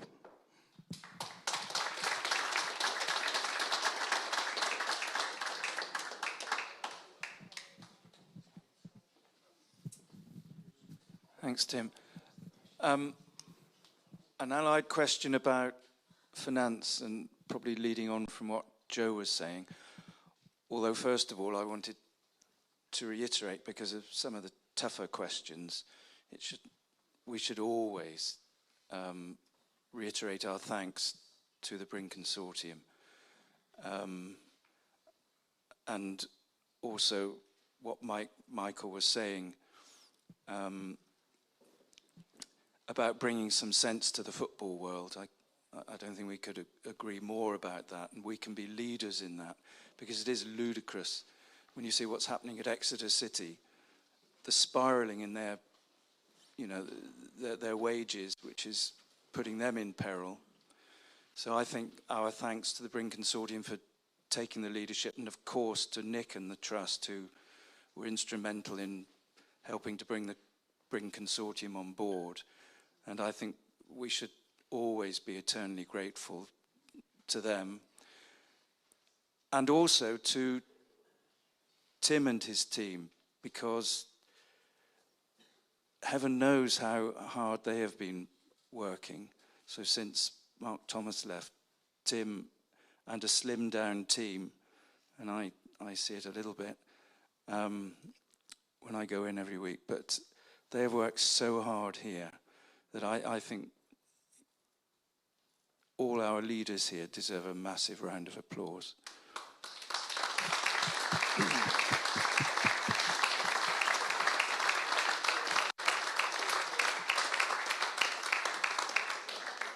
My allied question, though, was the sometimes murky or secret world of agents, because it was mentioned recently about what clubs paid for agents, and perhaps in the past there have been kind of pet agents that the club or managers may have had, and there was some thought that that's why we signed players. So just wondering if anyone amongst our owners and with me could talk about the influence of agents, much perhaps we have to pay them, or how much of a hold they have on not necessarily our team but other teams.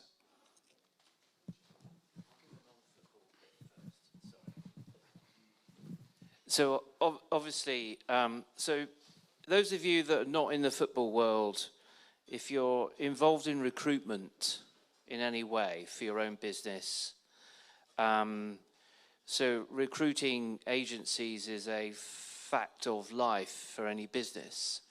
So if you've got positions you need to fill, you often, if you don't headhunt particular people that you know about, you go to an external third-party recruitment agency who will then go and try to find the talent that you need in your organisation, for which then you will then pay them a commission, which usually is related to percentage of the salary package that employee is offered for the first year.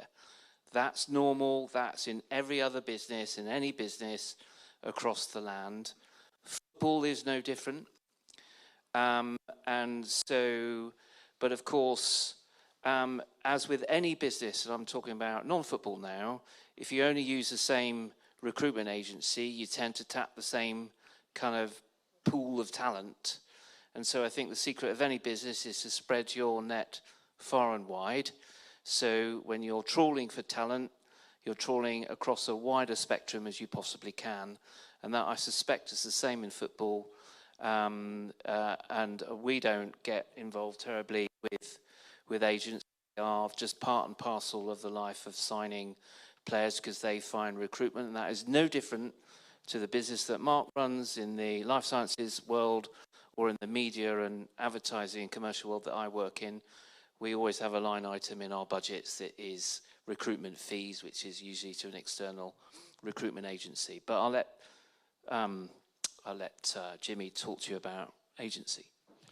Yes, it's like anything. There's good ones and there's good ones and bad ones. There's people with the right intentions and the wrong intentions. There's, you know, people who suck young players in and then do very little for them. And then there's really, really good agents that are there, you know, for the betterment of their players. It's just about knowing the landscape and knowing what's out there, knowing how much work they've done and what you need to pay them. And it, like you said, it's part and parcel of the game now. It's very much part and parcel of the game. It shocks me how at this level so many of them have agents. Surprises me. They don't need them. The players don't really have the contractual knowledge and understanding. That's the difference. So they just need a little bit of advice with it. And what percentages and how they get paid it's just part and parcel of business, really. But what I can assure you with my experience of football and having someone very, very reachable like Neil, who has, you know, infinite experience of it as well, is we won't have our pants pulled down as a football club by any agents, and we won't overpay for them, and we won't pay for them if they're not absolutely necessary and they haven't done a significant job in bringing us a fantastic player, because it's our job to use them to their fullest capacity for knowledge and information and for players that we might not have got our hands on. So we've just got to use them to our advantage, and that's just through knowledge of football and having done it for a long, long time. You can use them to your advantage, and that's what most companies do. They use recruitment agencies to their advantage. So yeah, it probably used to be dark and murky and you know, a load of stories of bungs and this, that and the other. It really doesn't really exist anymore. There's a lot of regulation now. Clubs have to produce so much evidence of what they've done and where the money's gone. That sort of world doesn't exist anymore. It used to, for sure, but it doesn't anymore. So it's not as murky and as underworld as it seems. It's a necessary part of the game now, and so you just try and use it to your best of your advantage. And if you do it well, they can be a massive help to a football club, a really good agent.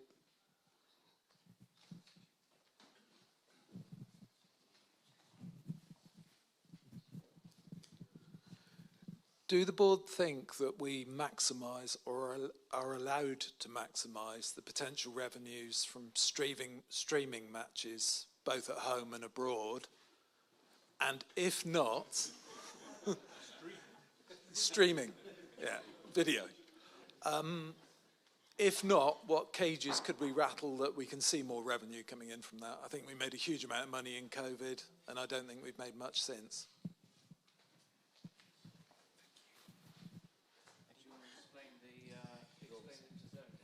Yeah, so we are obviously limited on what we can show in this country. It's that traditional Saturday 3 o'clock rule.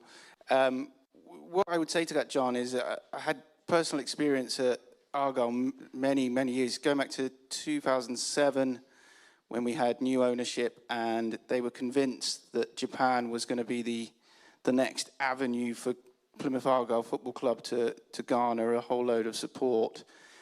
And it just fell very flat. So if we're going to do it, we've got to do it right, and it requires a hell of a lot of technical equipment.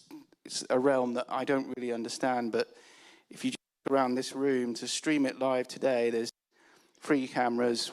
We've got Seth, who's kindly doing it for us, who's vastly experienced in the industry, and all these toys he's got here costs a hell of a lot of money. So if we're going to do it, we have to put forward a really strong business case to justify it for Michael to say, right, we'll give you the money for the equipment and the toys. It worked in COVID, single camera. I enjoyed it more because you didn't get all this flashing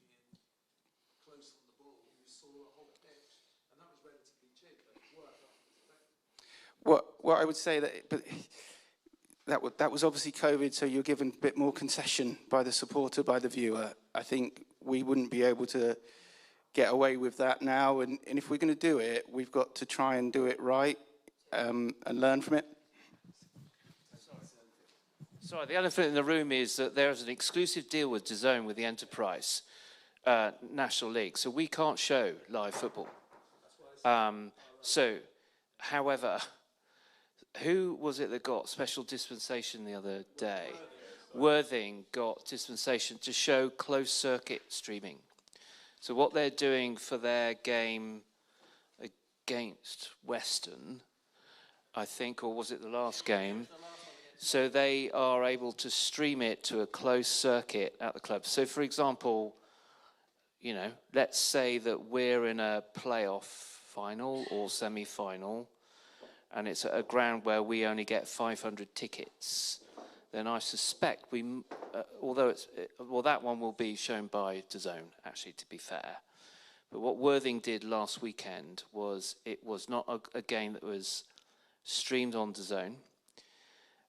They had an small amount of tickets, so they got special dispensation to actually show on a closed circuit inside Worthing Stadium the game, for which I suspect they charged £5 to watch. So that set a precedent, which of course we will then bring up at the AGM. But unfortunately, the DAZN deal, I suspect the Torquay United games are probably quite up there in terms of viewership compared to others in our division, at least.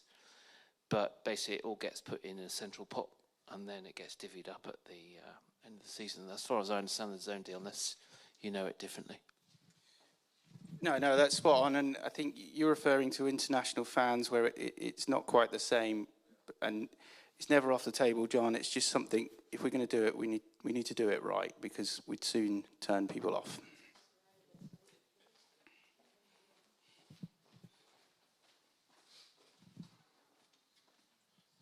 Last year it was National League television, and they streamed every game, whether it was midweek or non-3 o'clock. So if we were playing anywhere, we could go into the National League telly, and yes, you might have to pay £9 a game, but you could watch it. DAZN aren't showing National League South and North games every single game, whereas the National League TV was. So please bring that up at the AGM.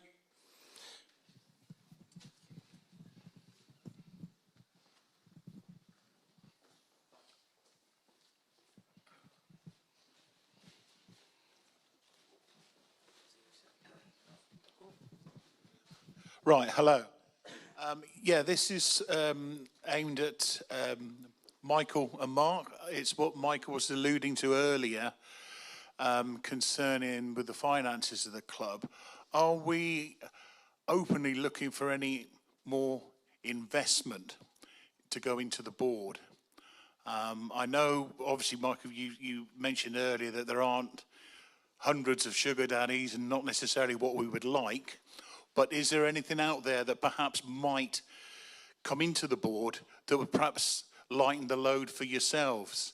For instance, let's say, especially if we're, obviously, the news that everybody's heard here tonight, that yes, we'll be able to finance getting promoted next season, which is, I thought so anyway. But would it be certainly within the club's more interest to get someone else on board, if at all possible? Or has anybody actually approached yourselves, just as a curiosity?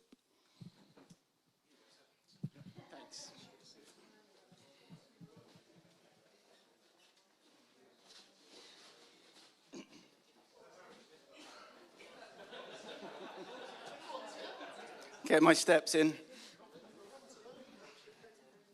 I'm sorry, this must be excruciating for people watching this at home with the long pauses. The Bryn Consortium, we are a gang of 6. I'm hoping we'll be in a position to tell you about in the next 2 or 3 weeks that we have become the Magnificent 7. So with on the same basis of it fits the same profile and criteria, as you might imagine, we would diligence anyone that joined our group within an inch of their lives, unlike Mr. Starmer did with Mr. Mandelson, it seems. So that's one thing. And so, yes, so we're still in loss-making territory. I want to use the next fans forum where we're going to do a deep dive into the finances, because we promised you guys that we would be completely transparent, and we will be. But our financial year ends in about 8 weeks. But in the summer, as we regroup, we'll have loads to tell you about. Jimmy will have tons to tell you about what he's doing as he thinks about recruitment, and hopefully by that point the recruitment strategy will be executed and we're into pre-season. We've got loads of interesting, exciting stuff to talk to you about pre-season as well, but not tonight.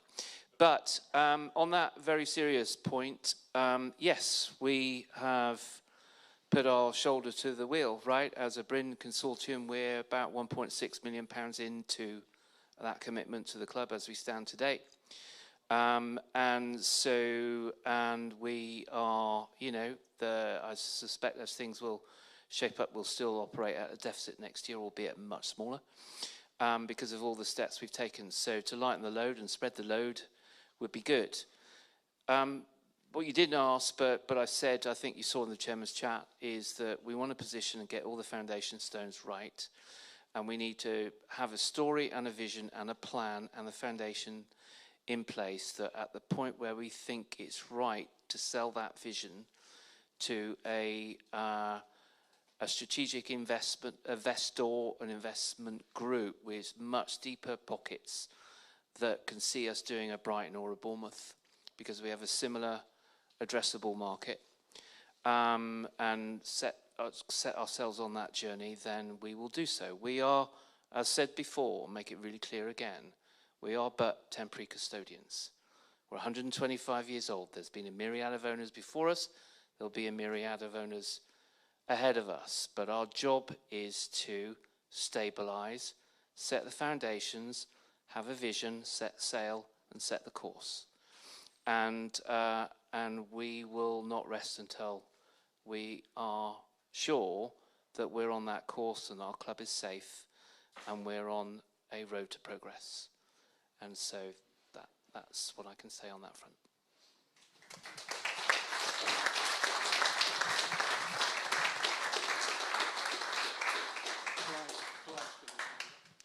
Oh, one second, Clive. It was just to say, Rick from the back of rooms just give me a nudge that in less than 2 hours we've had 40 sign-ups for Forever Yellow. So whoever you are, thank you ever so much.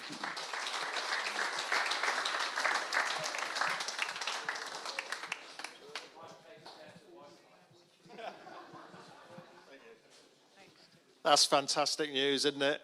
My question is about the Trust's commitment to raise £100,000. In the video, which I'm sure you'll all be able to see one day, basically the way it's put in that is that we're eternally grateful to Michael and Mark and the other four for everything that they've done and they're continuing to do. And it's time for fans to step up a little bit now, really, as well. Again, I'll say again, because obviously we had the community share issue a couple of years ago, but the club is losing money, as is virtually every other football club in the country. I joined the club maybe 8 or 9 years ago. I was a bit unhappy, obviously, with what was happening behind the scenes, and I thought, well, you know, at least I'll do something. And I couldn't believe how cheap it was. You know, it's £2 a month, and actually we've been paying, most of us, £2 a month ever since.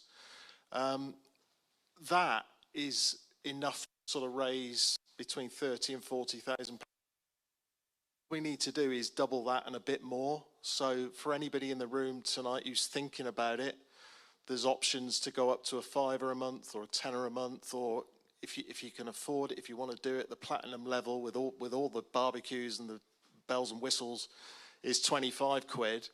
I think we can probably quite easily get to that. Obviously, if we can get a few new sign-ups as well, that'd be good. My question is, sorry, it's been a long time coming. I just wanted, Michael and Mark, your view really on what the trust is committed to do and maybe how that's going to help the club?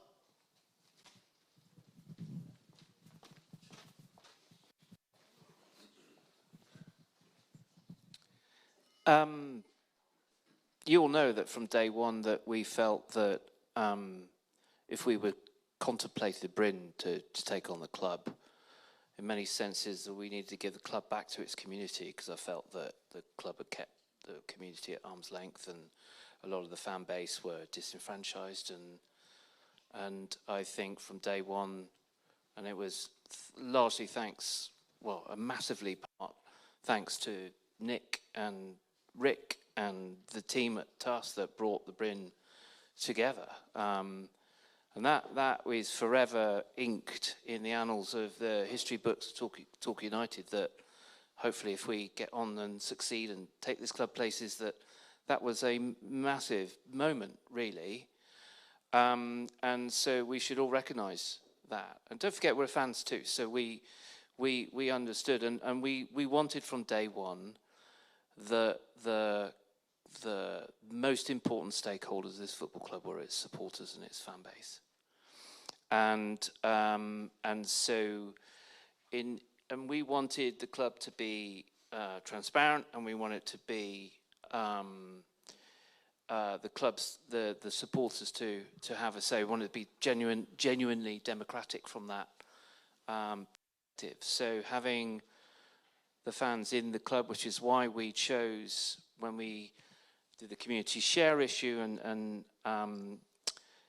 initiated the relationship with TUFC, we didn't want that to be governed by a shareholders agreement that can be changed and amended by whoever the majority shareholders could rip it up and chuck it in the bin. We decided to enshrine the relationship with the supporters' trust on the most important things that matter to the football club and all the heritage rights and everything, enshrine them in the actual articles of association of the football club, so they could never be touched by anybody who ended up owning the majority of the shares of this football club. So that was a promise that we undertook to the supporters' trust, and I think from day one that meant that there was that bond of trust and that we were aligned from the very first day, and that there could be no doubt that as the Bryn group and the supporters' trust, we were on the same page. And so the relationship is fundamental because Tim and I were at the TUFC board meeting last night where we ran by our thoughts around season ticket pricing for next year, for example, because we don't make those decisions in a vacuum. We want to understand what the supporters group, so one of the reasons, and was very well spelled out by Joe Uglow tonight, is that if you become a member of TUFC, you have a voice. And the things that is not just the 2 seats on the board that currently occupied by Nick and Danny Wyatt, that come, and they are privy to all the same information that Mark and I are. They are around the table when we make a decision as the club.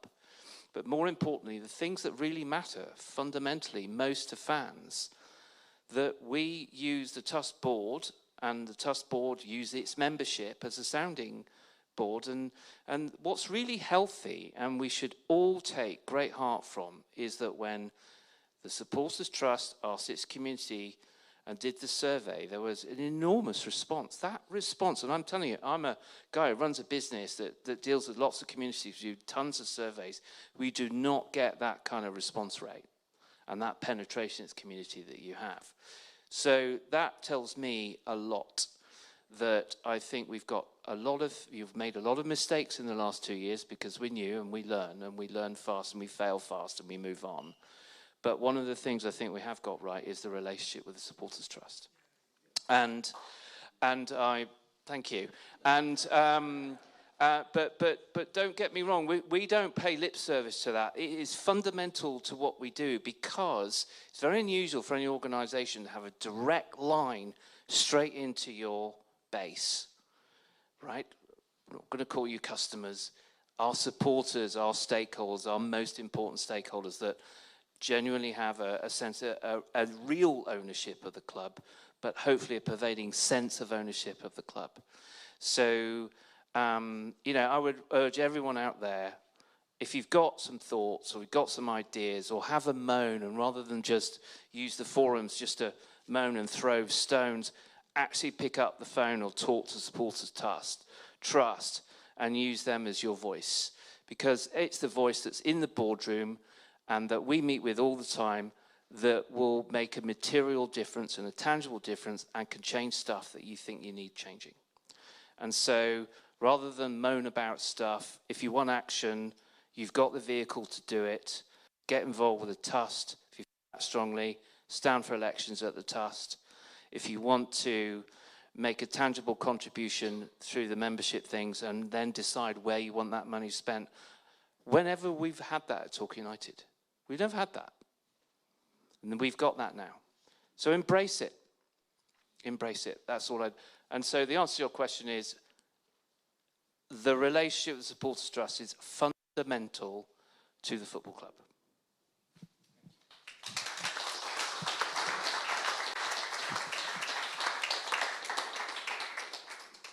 I sort of realise we've been here quite a long time. I suspect that quite a few are eager to go soon, so this may be the last sort of thing to say.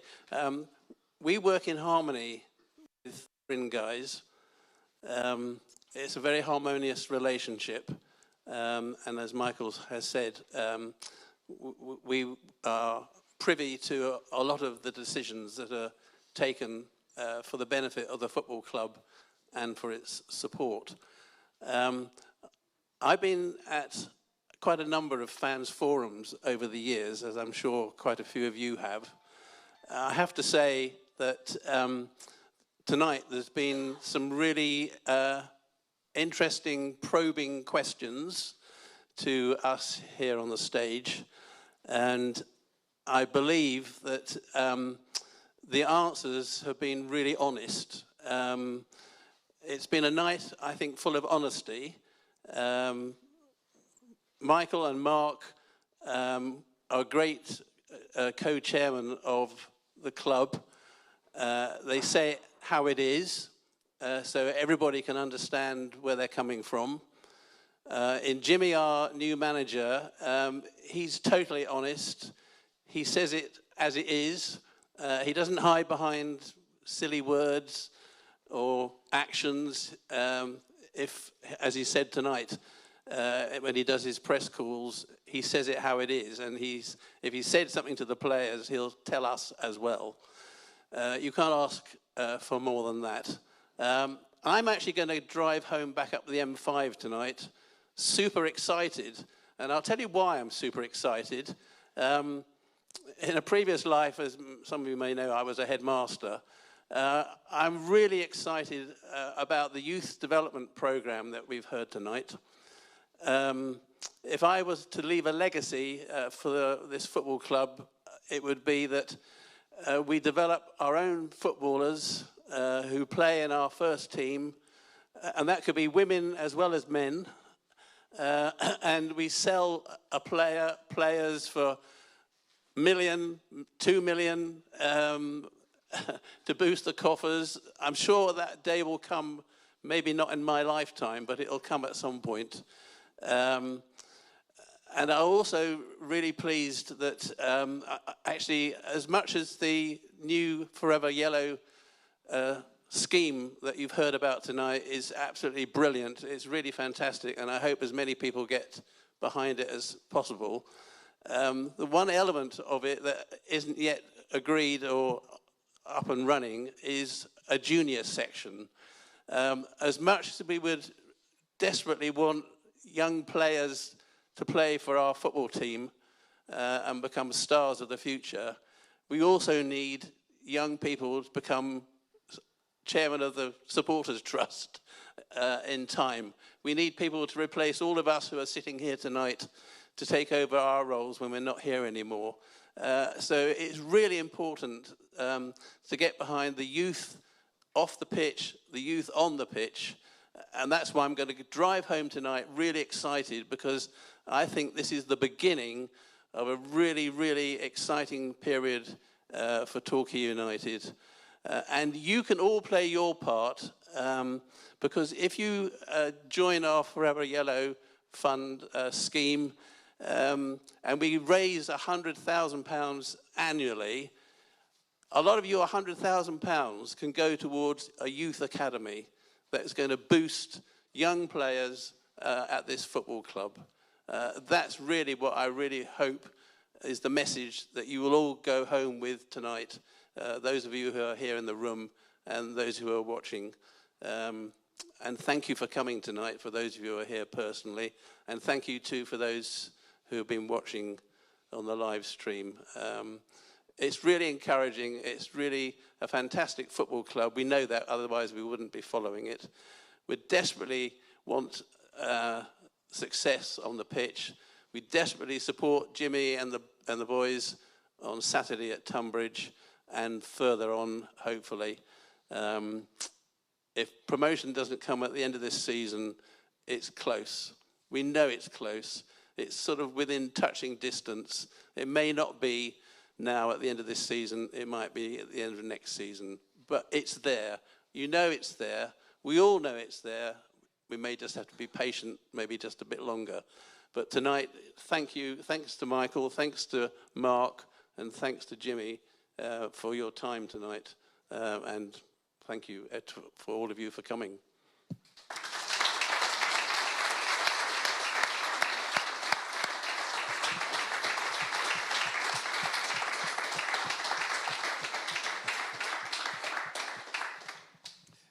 Thank you, everyone. And you know, I couldn't say it any better than Nick. But thanks to everyone. And I know we would all like to say both good luck to Jimmy, good luck to Ryan Perks and Torquay United Women. You never know. We might be celebrating a double promotion, but whatever happens, we'll get behind the team. So thanks a lot.